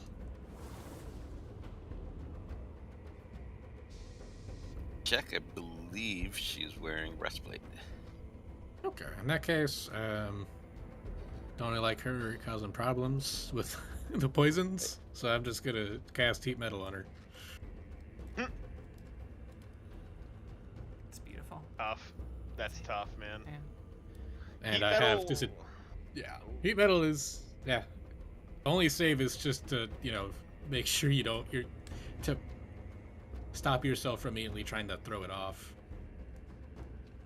One of the strongest spells for Mhm. level 2. Super strong. Yeah. Super cool. What does it look like when you cast heat metal, Zerzmax? So he takes out the Ganazar's Scorcher and you'll see he loads it into a sort of like a launching apparatus. Just pops the bottle open, dunks it into this little gun thing, and then shoots it right at her, all over her. It's And like attaches to the metal and it like Yeah. like spreads like a electric Yes. fire on it. Yeah. Cool.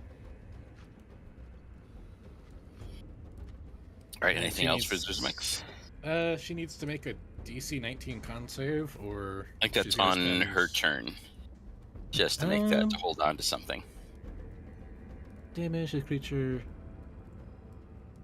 Okay, I mean, I guess it doesn't really matter. She'll make it eventually. But I'm gonna bonus action. Give my I'll bonus action. Oh wait, no, I can't do both, can I? Or a cantrip and a spell. I can do, right? I think if the one of them has a one bonus action casting time. Okay, then I'll bonus action cast Magic Stone. Sorry. And then at the end of my turn, well, first Zosimax is going to back up to here. Or no, he'll back up to here, and then bonus action Magic Stone for his soldiers, and then I'll fire away on the one right in front of Tunyah. Okay. So I think all those hit. Mm-hmm. So 29. Yep, 29 is just a volley of Lego pieces go flying.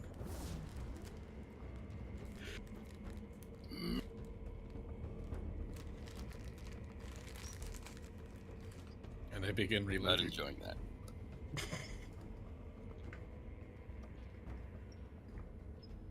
And that is it for me. Actually, I guess the Steel Defender will probably move up to try and support Tunyah, I guess. But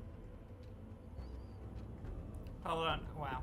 I'd say move back because I want to scoot back one so that one in the corner can't keep hitting me each round. Yeah, one at a time. Yeah.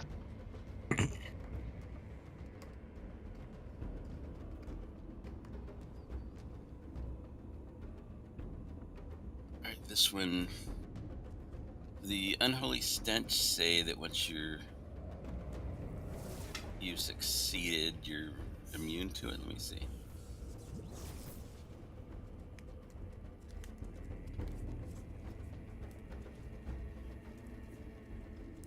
Nope. Alright, this one over here is going to shoot the one in front with a heavy crossbow.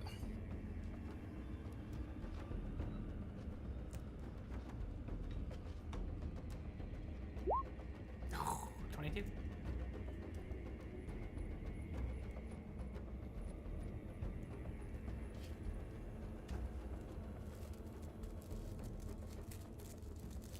That one is gone.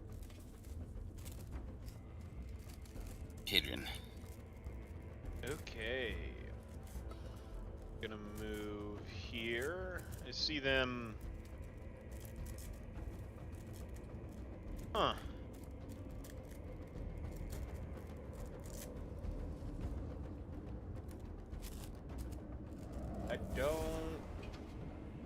I don't like this lady just sitting there spamming shots the entire time. I'm gonna move up and I'm gonna use I'm gonna cast Phantasmal Killer. Yep.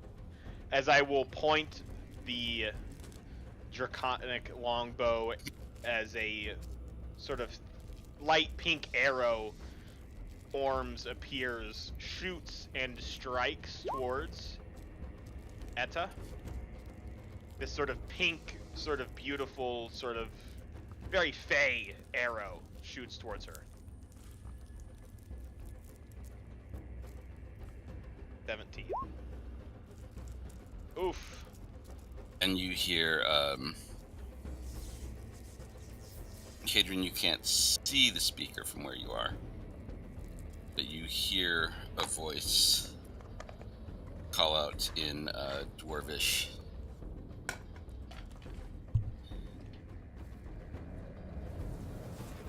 These pitiful fools cannot best you.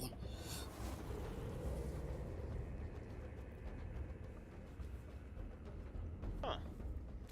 Anything else for Hadrian? I will use my bonus action. Damn it! Re-shooting a normal bow with hastened double speed. Landing a shot in a weak area in the chest of Etta. Etta. Yes, for 14 plus 7, 21. 21 damage. Sick. As she kind of Also- ducks under, ignores the magic of the pink arrow, only for it to be followed up by a zipping lightning arrow striking her. Did Zip she on take back. Did she take the 11 damage from heat metal? It's not her turn yet. I think it says she takes like any Any creature in physical creature- contact with when you cast a spell takes Oh, okay. 2d8 fire damage, and then on subsequent turns they take it again At the beginning or end of their turn? at the beginning. Okay.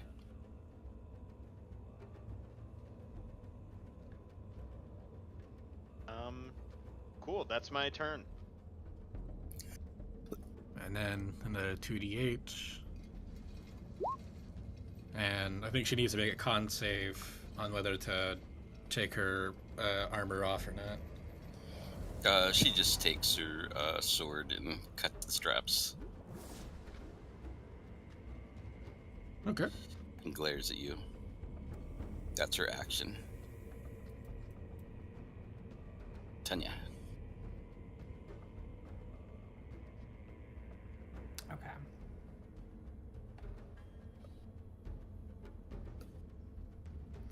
I am going to smack the shit out of this motherfucker.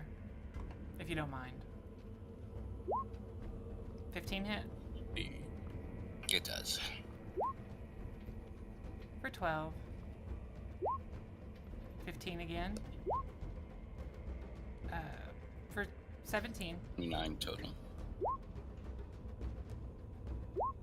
Okay. 18.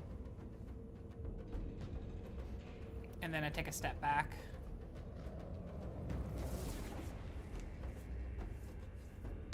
You provoke 2 attacks of opportunity. Yeah, give it to me. Alright, Etta calls out. Riker! And you hear another male voice say, "Do not fail!" And they try to bite you. Miss.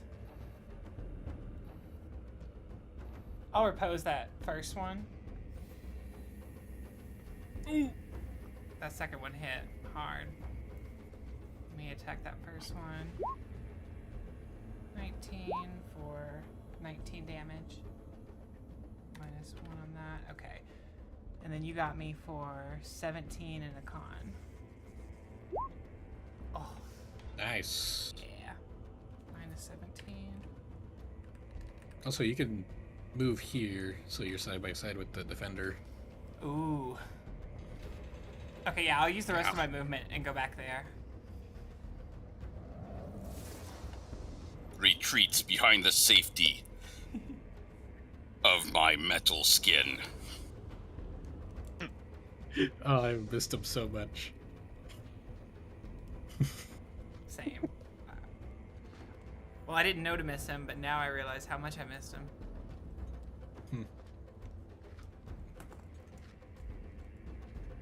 He is the main character. I hope you know that. I Except have remaining enemies. Digging graves will take some time. Of course. I pat Steel Defender.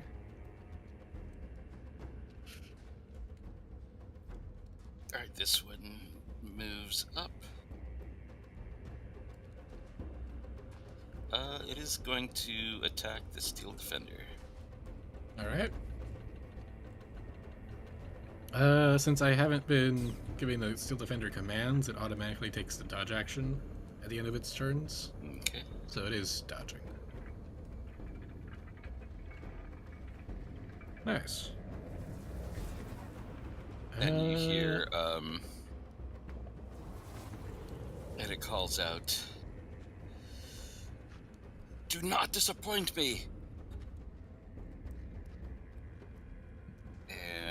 That's a 21 on the die. Or 21. Yeah, that's a hit. Alright, 24 piercing. Ouch.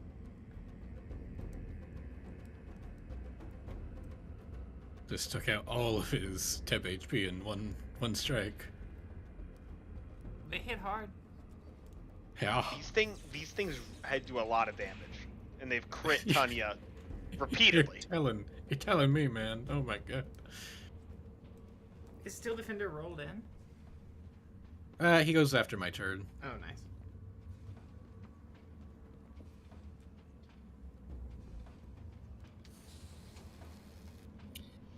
Alright, you hear male dwarf. I'll move out of the way.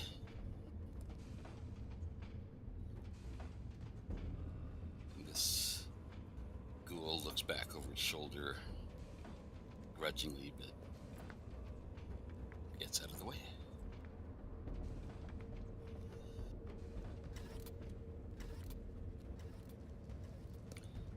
Edit calls out, "Do not block the hall, but stay ready when your companion fails and falls." It moves up to there and waits for the dash action. Zerzmex. Alright, seeing as she took her armor off, it's a pretty good target now. I will start trying to shoot her. Okay. 18 and 16. For 21. Nice.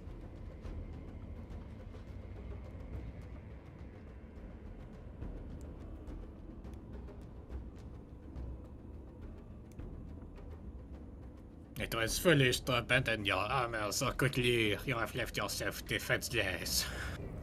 There's a little magic stone as a bonus action. And the little soldiers will try and shoot her as well. Alright, go for it. There's a 13 hitter. Does she have more than 16 dex? She only has 16 dex. Alright, exactly then. For 24. And Zerzmex will bravely step away to this window.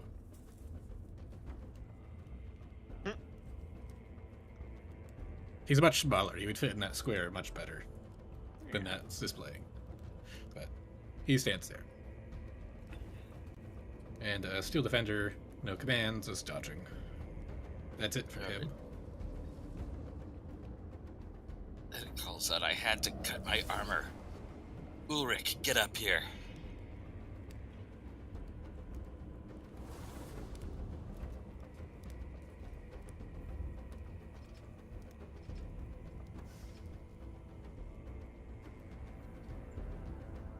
He comes up. And he will fire his heavy crossbow at the Steel Defender. Ooh, missing badly. Ooh.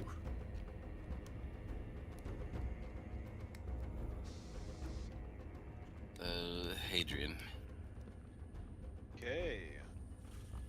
He'll step around the corner again. Looking at the enemies. Yeah, seems like a good time. As I will put the bow down to my side and point a finger as this pink and purplish kind of liquid bubbles up as if from the veins of my arm, and I will shoot out a bright beam, exploding into glittering, annoying dust. Hypnotic static. Trying to get Yeah, you all can the enemies. target Yeah. them all. Blown up the hallway for them. As this spell goes off,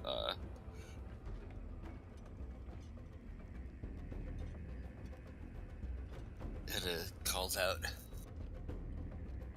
"Do not be bested by the magic!" And Ulrich also,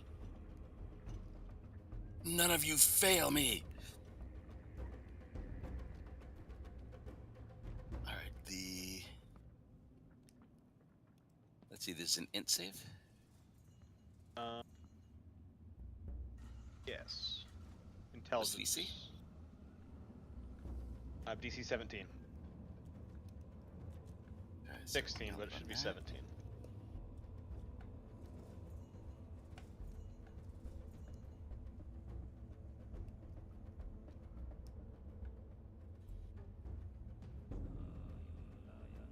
Good, good.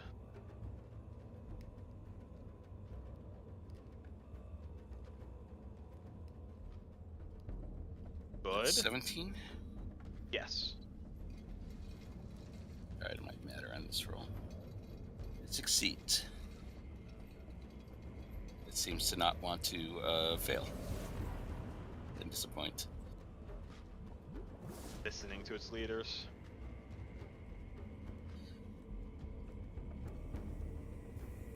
Oh.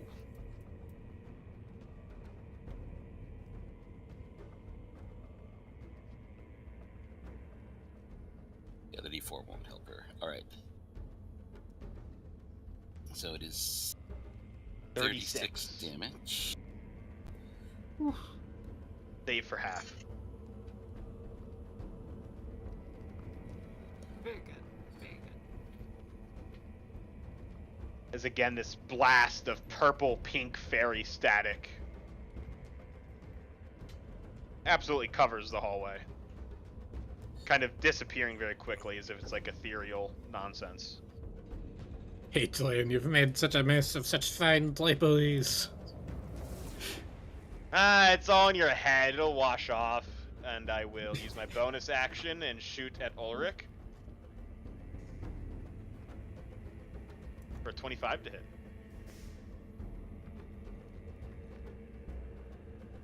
You can keep. Nice. I don't mean to interrupt you, but. No. It's your turn. I was interrupting. I meant Rob. Might be calculating I'm still damage. Yeah, he's tabulating the damage. previous.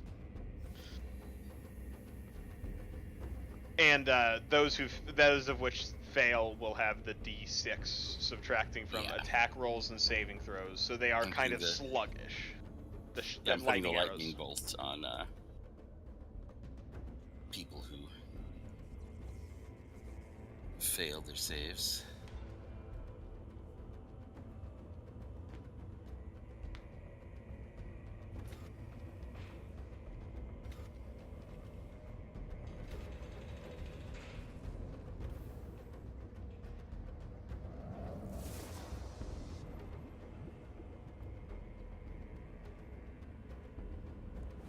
And then you shot her for another 12, right?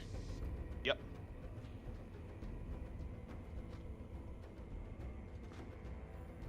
Yeesh.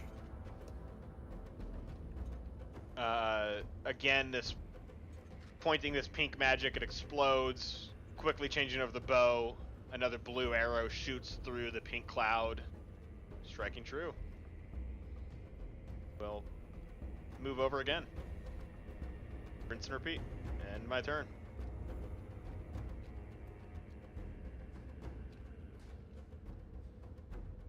Whoops. At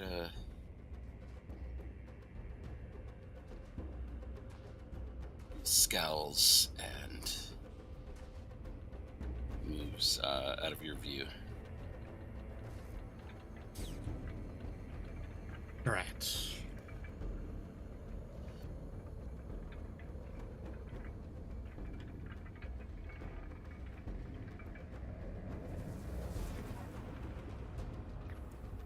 I suppose she can make a crossbow shot before she goes. With a minus D6, she fires at the Steel Defender.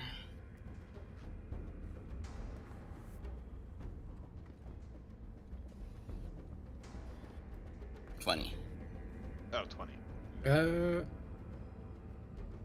Wait, it's Steel Defender's dodging. So Okay.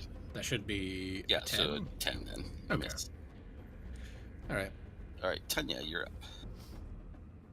Reaching over Still Defender, I smack the ghoul. 12 hit. It says countermeasures effective. For 16. 12 is a Oh, 12's miss. a miss, okay. Oh. Probably because reaching over the dog. You could Yeah. use the Bardic Inspiration Hey, to add a for D12 to your hit. Or you could save that Bardic Inspiration for when you fail a saving throw. A little bit better to save it for the saving throw. Yeah, but Yeah. also I have the lucky. You are lucky. That is true. Okay, I'll do a D12 to that. Ah, Don't roll a 1. never. Why'd you say that? Oh, okay. Big money. 1 and a 0. The 12 turns to a 22. For 16. The 10 damage is also added to your damage. Oh, sick. Okay, 26. Did it fail a con check? It should disappear, Makes right? it save. We did another 10 damage to it? Yep. Alright. It does not disintegrate. What else? I Anything? got a couple more attacks, yeah, for sure. Smack it again. Oh, smack it again. Used all my good Nice. shit earlier. That was 2 1s or just 2 2s and a 1. Oh my goodness. Hold The on. dice giveth and the dice taketh. They do. Let me just double check. 2 2s and 1 1. It's you hate to see it. Yeah, I'm just gonna take You hate it. to- Yeah. I You hate fucked to up. see it, folks.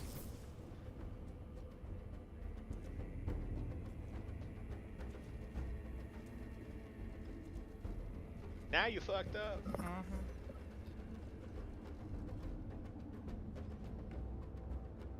Yeah, and you hear Ulrich call out, "Go for their masters! Leave the metal beast alone for now." It takes a claw attack at Tunyah. Miss. I'll And repose. a I'll eight. repose before it hits. Before it hits, I repose. Before Okay. Before it hits. I was Yeah. gonna say the Steel Defender deflects. There's what? that too. Do your post. Do I Alright, take you it put down? it down before it crits you. Okay, cool. Oh, No need for deflect. Very nice.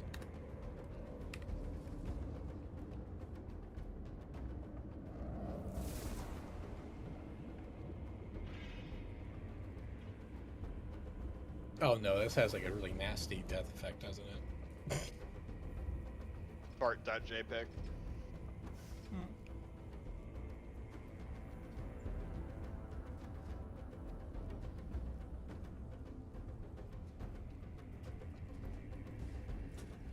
That one holds.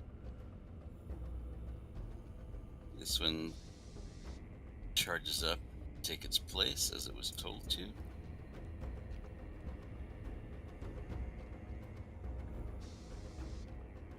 It attacks Tunyah. It has a minus D6 to these rolls. Oh, miss. SpongeBob fanatic. Or wait, no, that 23 hit, is that before the D6 or after the D or the minus? That's before. It's Okay. 22. Yeah, my AC is 22. Alright, so Oh, that is a no. hit, but not a crit. 13. Okay. Ow. Minus 13. 95. And a DC 14 con save. Oh, yep. Got it. Easy. 27. Thank goodness you have the con. nice. Thank Mhm. God you have the good con and you've tanked every one of these. Yeah. Holy.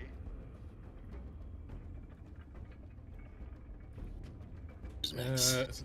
Zerzax will come down and does this guy have like half plate? Wait, what is his armor looking like? He's wearing breastplate. Okay, that's not great for me, but could be worse. I'll try and shoot at him. Let's do it. That's I'm going to use their mix. That not good. No brainer. And then the tiny soldiers will shoot at the ghoul right in front of us. 13 is a miss. That's a hit, and that's a hit for 19 damage on this one.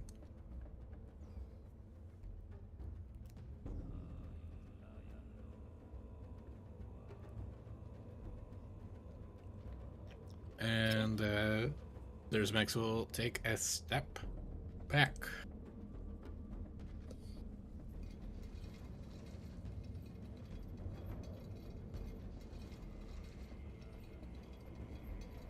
And the Steel Defender dodges. What is?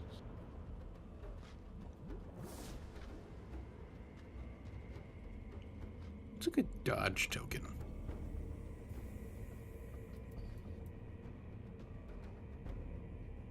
It's dodgy. He's gonna take a heavy crossbow shot at Zerzamex. -2. That is a miss.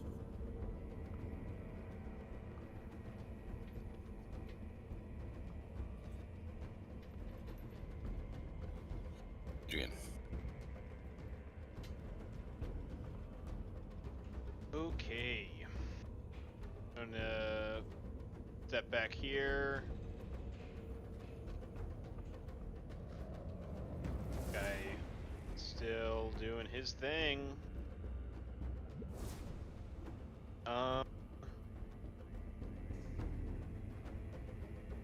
I can't see the health on this ghoul right here.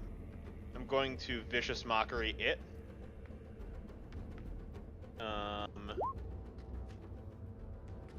And I will say, drop dead, freak! As the psychic waves spill out, then use my bonus action. Ooh, not one. Ooh. 7 psychic damage.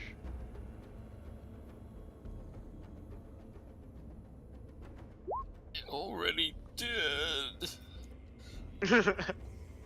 As another lightning arrow strikes out at Ulrich. For 15 damage.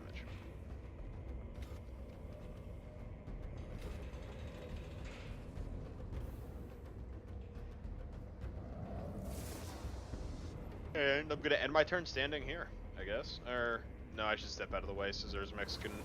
Yeah, I'll move out of the way.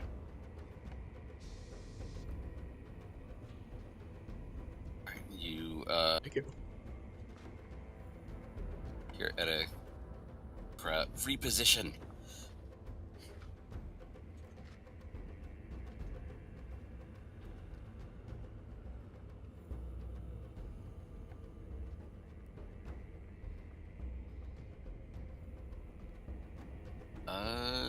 Tunyah. Smack it. Oh, there we do. Redemption. Redemption. Oh my god. Ooh, okay, 16.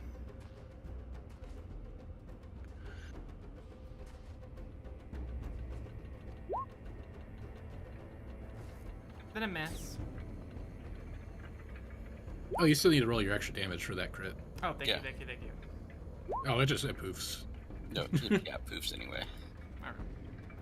There's the extra damage.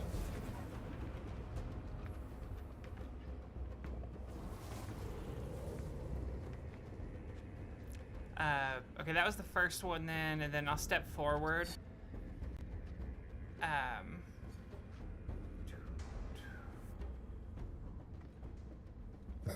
To here.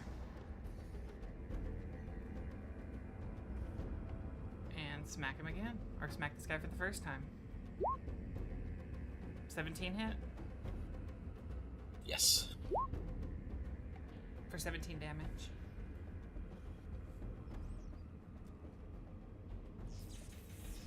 Nice.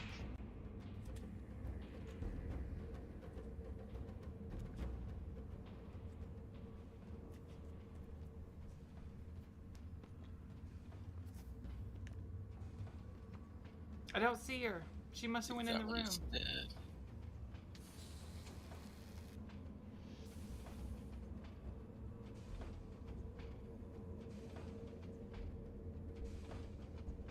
Rick calls out,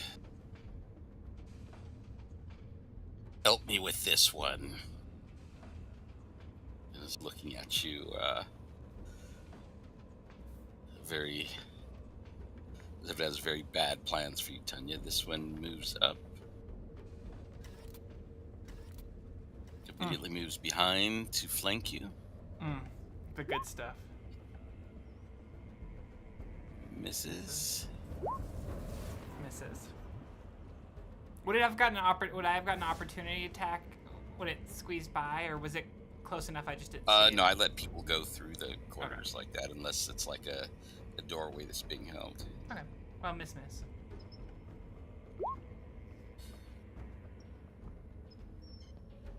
Alright, Ulrich barks out of command, but it only gets it up to 21. Still misses.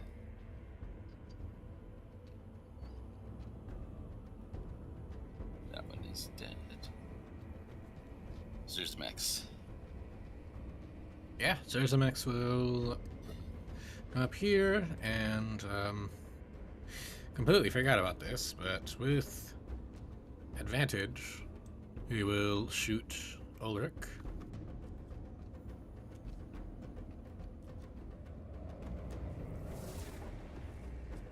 17. Yep, they both hit. 21 damage. 21 damage, and then the toy soldiers. They're not really smart enough to pick targets strategically. I think they're just gonna go for the closest one, even if it's overkill. All three of them. Heck yeah. Okay, that puts it down. All right. And Zerzamex will. Would he be able to mount the Steel Defender in the same turn, or? For half his movement, yeah. Okay. And then Steel Defender will move up to here. Nice.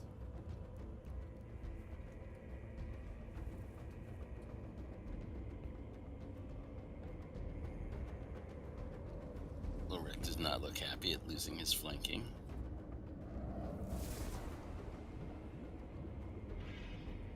You are surrounded. Surrender now, and you may live. Don't lie to him, Zerza. He doesn't even live now. I said he may live. Did not say he would. Well, he obviously won't. He's undead. We should stop interrupting. It is his turn. We are being very rude.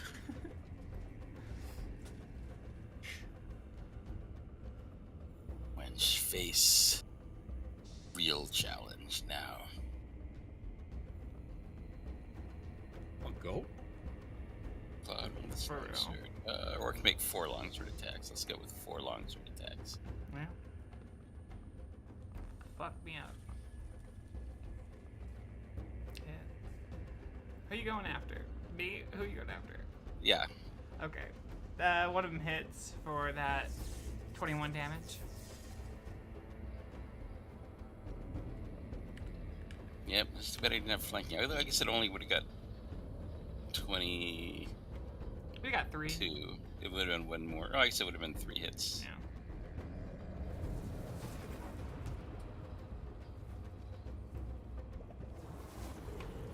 I spit at its shoes. Good.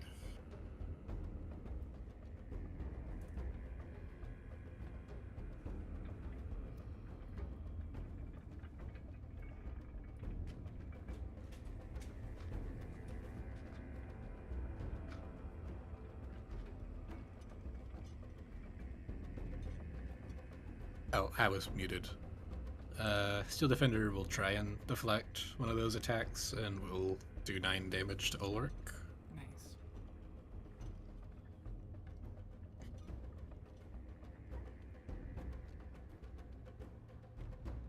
It's within 5 feet of it. Yep, Steel Defender is right next to him. Oh, okay. You're right. Yeah, I know it's confusing. I don't even know how to really properly display when Zerzamex is on the Steel Defender.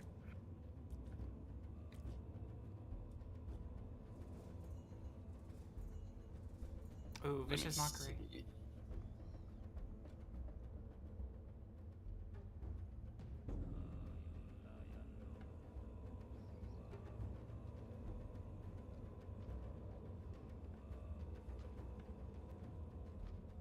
Oh, perfect. There you go. Now he just looks like a weird little rat. Great. All right, Hadrian. A Vicious Mockery.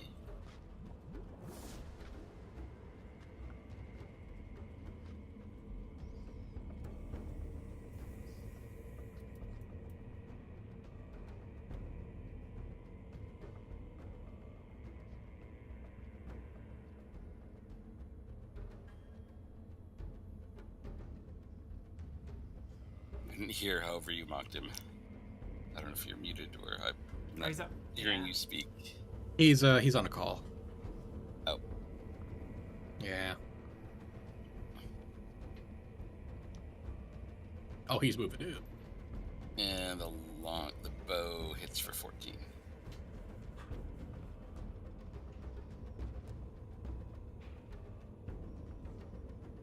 We're grouped up perfectly for an AoE of some sort.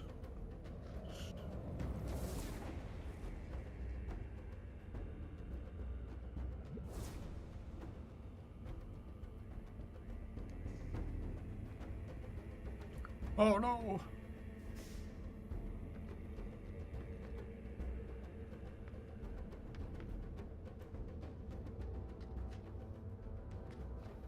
I shall slay this scaly rat.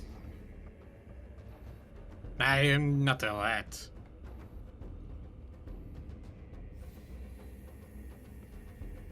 And she's gonna go for 4 attacks Uh-oh. with advantage. Okay, 1, miss. 2. Miss. What's your AC? Miss. 25. Sick. Okay, those are all misses. Alright. Except, oh, shoot. Well, it could still happen. She has... I've been forgetting to roll for her Oh yeah, the taking off synaptic. synaptic static. I think she would have had 2 rolls for that. Let's see if it's gone.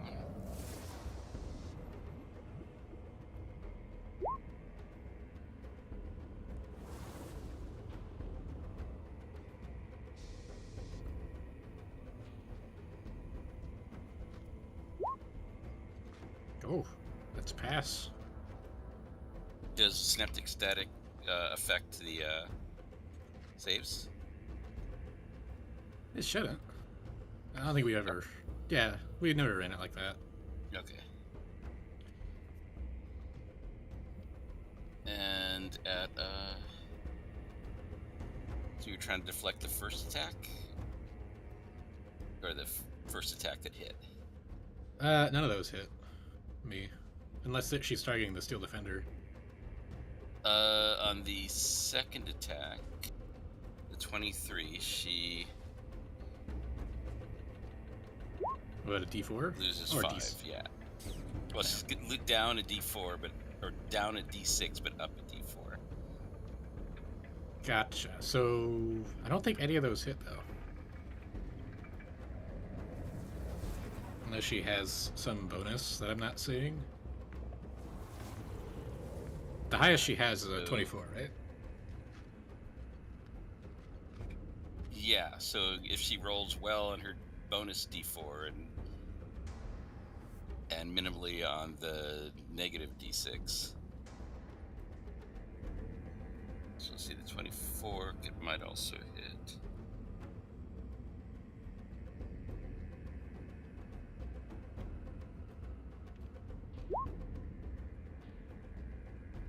Nope, that was the only one that. I mean, 23 could. Yeah, if 23 could also.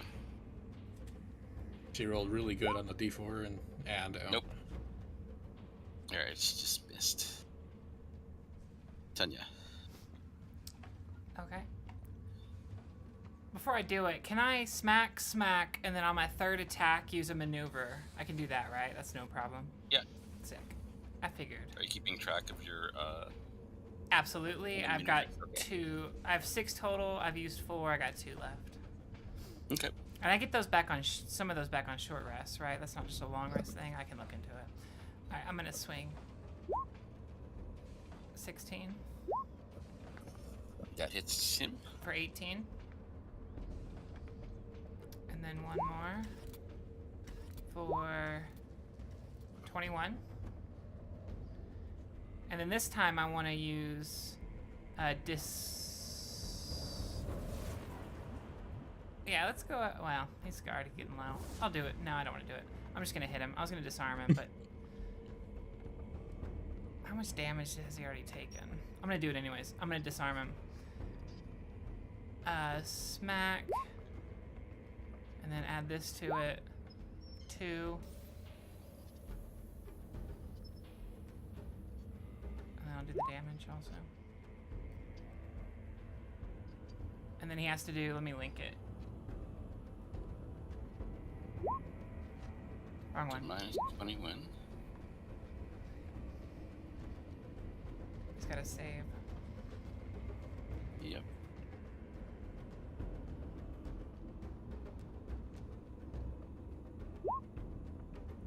He disintegrates. Oh, dead anyways. Very nice.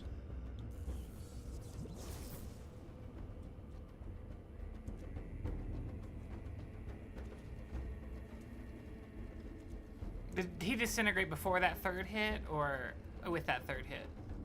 With a third hit. Okay. Then I will step up and use my movement and get next to this lady.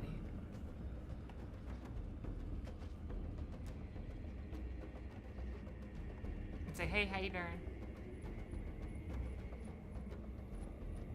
Looks at you furiously.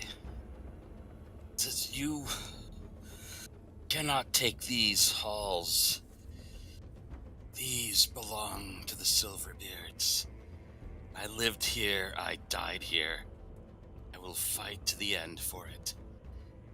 Oh, we're actually with the Silverbeards. We're here on their behalf. I saved your king. Lenora? Lemina? Lemonhead? Yeah.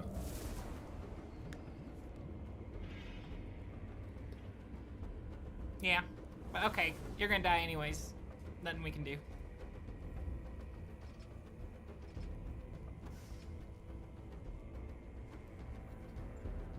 Alright.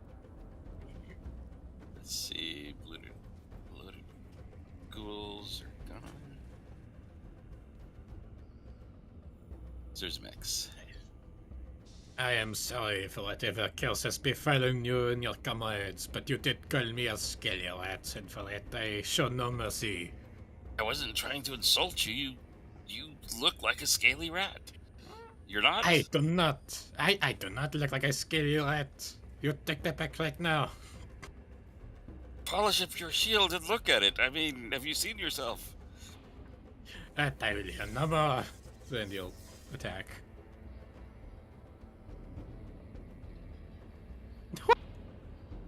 Crit. So good.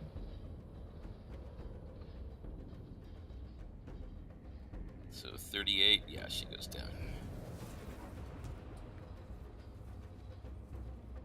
I will not be a skelly rat. Do I see a coin pouch on her? I'm not even playing a rogue. But I can't help but look. Give me a 18? investigate. Okay. Investigate. Ooh, I don't see nothing.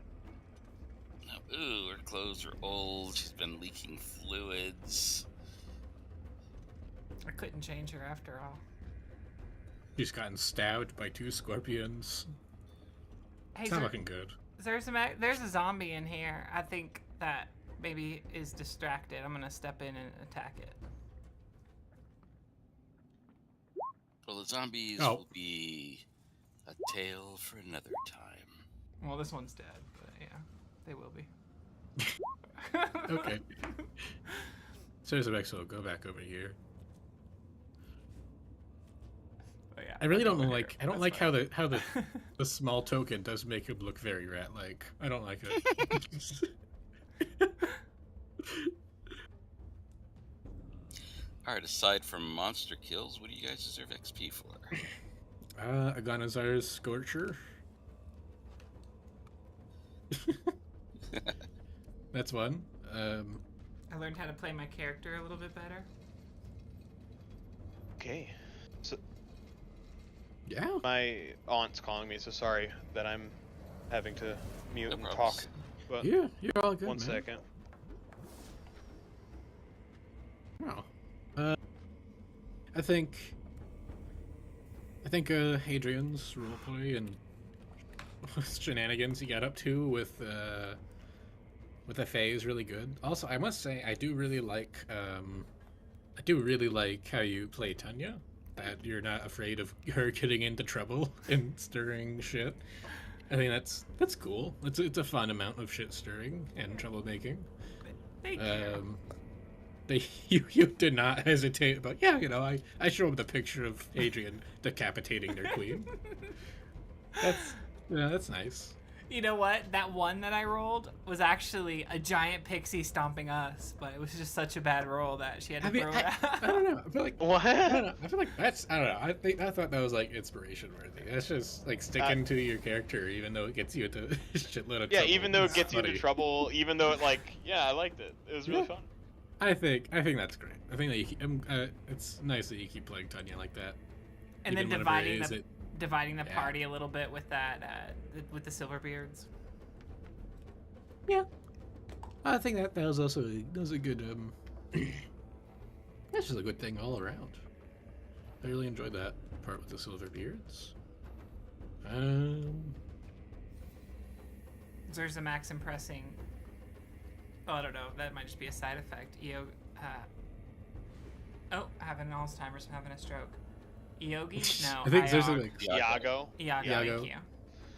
yeah. That was fun. Zerzax is he's a very impressive smith. Yeah. Zerzamex deserves character development for not completely murdering Hadrian in front of the entire court. Yeah. For resisting Yeah. the urge to atomize friends. Yeah, he resisted the urge of using a perfectly valid excuse of shooting Hadrian when he was trying to shoot the skunk. I really did like the role play with the enclave of fairies and meeting. I thought it was really sweet, and I'm really excited for the seed, the planting of a tree. It's all it's very sincere, very sweet. So Yeah, yeah. that's really good development for you. Well, you should put it But also- down, because I totally forgot once you got here, but you all had a bless going on. Oh, that's Oh. right. Could have added a D4 too. And what number did you start with, Guy? They started with. Because I started with 20 202, 287. I think that I have that from when I subtracted the XP that we used to make the wands. Oh, okay. Maybe I just didn't subtract. Okay. So the 207, 087s are current. What do you have? The total. Damien? I do believe so, unless I forgot to add that in last time. I think I forgot to add it in last time, so I think you're actually right. You forgot to add the XP from last session? Yeah, I forgot to add in the 1200 from last time. Okay. Yeah, so it should be this. 208, 287. Yeah. Yeah, that's what I'm at. Okay, yeah, I forgot. 208. That's it. 208. Also, I'm just gonna add a blessed my character sheet so I don't forget for next time. My aunt called me, so sorry about that. Halfway through. No problems. Yeah, it's all good, man. It happens. Yeah. So were you going to be here on Wednesdays or no? What was the eventual decision? I don't think I can handle like every Wednesday. I think it's just a bit much with my schedule right now. But I can still do this every other week on Tuesday. It was perfectly manageable for me. All right, cool. Just wasn't sure. Yeah. Cool. Also, I like to play Zerzamek's very silly. If anything's ever too much, just let me know. No, I love Zerzamak so far. It's been fantastic. Okay. Because I also like to rename his weapon attacks to something silly. The name that you created for his precise whatever the fuck Oh yeah, it's almost like the techno jargon. It's really impressive, honestly. Yeah, this is the full name of his That gun. the glorious grand Gatling apparatus for the perpetual propulsion of painfully precise projectiles. Yeah, I don't know. I guess that's might also be an XP worthy thing, but we're past XP, so. Now we're just reminiscing. Yeah. Okay. Still a good name though. Thank you. Quality. I always like to make things as silly as possible. I appreciate it. Also, it's a shame I can't actually learn the spell Aganazar's Scorcher. That's unfortunate. I feel like you should be able to. I don't think I can. Yeah, artificers don't learn Aganazar's Scorcher. It's such a shame. Otherwise, I would be using it. Although it is a fire spell, so maybe it's best I did it. It'd feel wrong. Wouldn't feel right.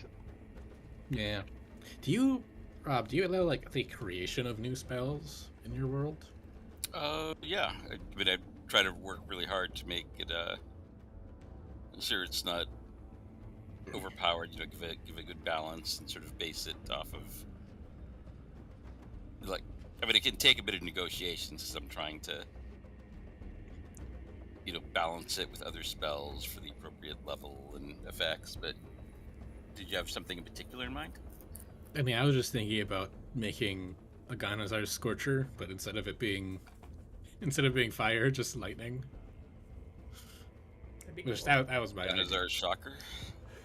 Yeah, Aganazar's Shocker. Yeah. I mean, it's literally makes no difference. Yeah, Aganazar's Shocker. That's all it needs to be. Yeah, I suppose you could do that. We've had things like,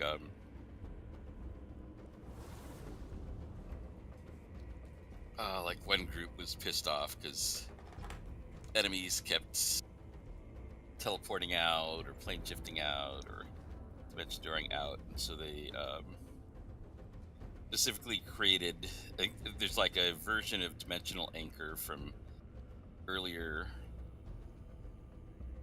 editions, but there isn't one in 5th, so they made a Dimensional Anchor they could use to keep somebody from teleporting away. That is very useful. Yeah. That's cool. Super cool. Well, it's not something that I'm super serious about, but it would be fun. Yeah, I think Iago did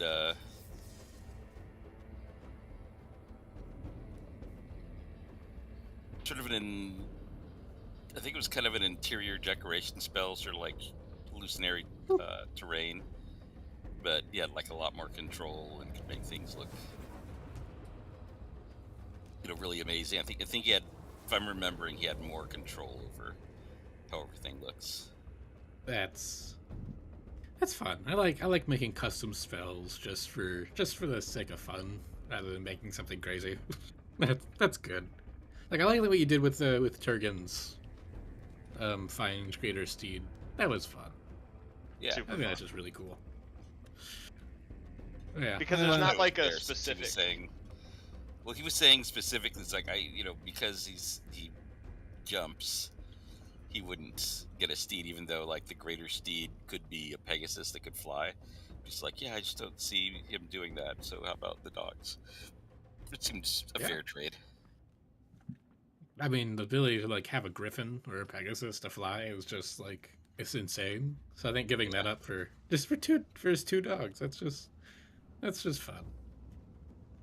Did anybody else ever watch what was it? I think it was the Unsleeping City or something. It was a one of the Dimension 20 games where there was a paladin who was a firefighter, because that was like it was set in the modern world, and how a firefighter was like the closest thing to a paladin there could be. And he would so for his like summon steed, basically he could summon a Dalmatian, and he wouldn't ride the Dalmatian, but when he went running with the Dalmatian, he would move at increased speed as if he was riding a mount. That's cool. That's fun. Yeah, I like that. He accomplished the same thing, and it was it fit. Well, that's great. Like my favorite was there was a guy who became a what's the warlock that uses swords? Hexblade? Yeah, he became a Hexblade warlock. He was like a guy. His character's origin was he was like a dude that worked at Hot Topic. There's so many funny things you can do with warlock. I feel like it's just so silly. I've seen one where the player is like an eldritch abomination and their patron deity is just a normal dude. It's just like you can just be really silly with it. I am beholden to my master, Greg. Yes. From Greg, I am given the powers of finance and accounting. The other two, second and third season of One Punch Man finally dropped on Netflix. I've been enjoying season 2. Just the ridiculous heroes. The tank top master and metal bat. Oh yeah. I don't know if anyone else seen that. I've only heard things about season 3 recently. Well, like a recurring hero is Moomin Rider, who's literally he's like a grad student who crashes into people with his bike. Yeah. That's his attack. I'm familiar. I'm like a little familiar with One Punch Man. Yeah. They're really silly. They've got some really silly ones. Yeah, so the heroes were just that metal bat. It's a dude with a metal bat. It is Tank top master and like all his some muscly guy in a tank top and all his disciples. That's the show is just vegetarian. Like, the show's just like it's a parody, you know? It's really it doesn't take it so seriously. It's great. Actually, it's very serious. He did 100 push-ups and 100 sit-ups and ran 100 miles every day. I think it was like 5 miles every day. Only 5? It was like 50 push-ups, 50 whatever, and then 5 miles. Yeah, that's why Janice was like pissed off. He's like, "Wait, that's it? That's not even a very hard workout." Hey, I could do that. It's so funny. Well, it's like his this one guy, it was like the super cyborg was defeated by One Punch Man. He's like, "You must teach me. I will be your disciple. You must teach me your secrets." And finally, when he tells him, "Yeah, the 50 push-ups, 50 sit-ups," he's just like pissed off. That's all you did.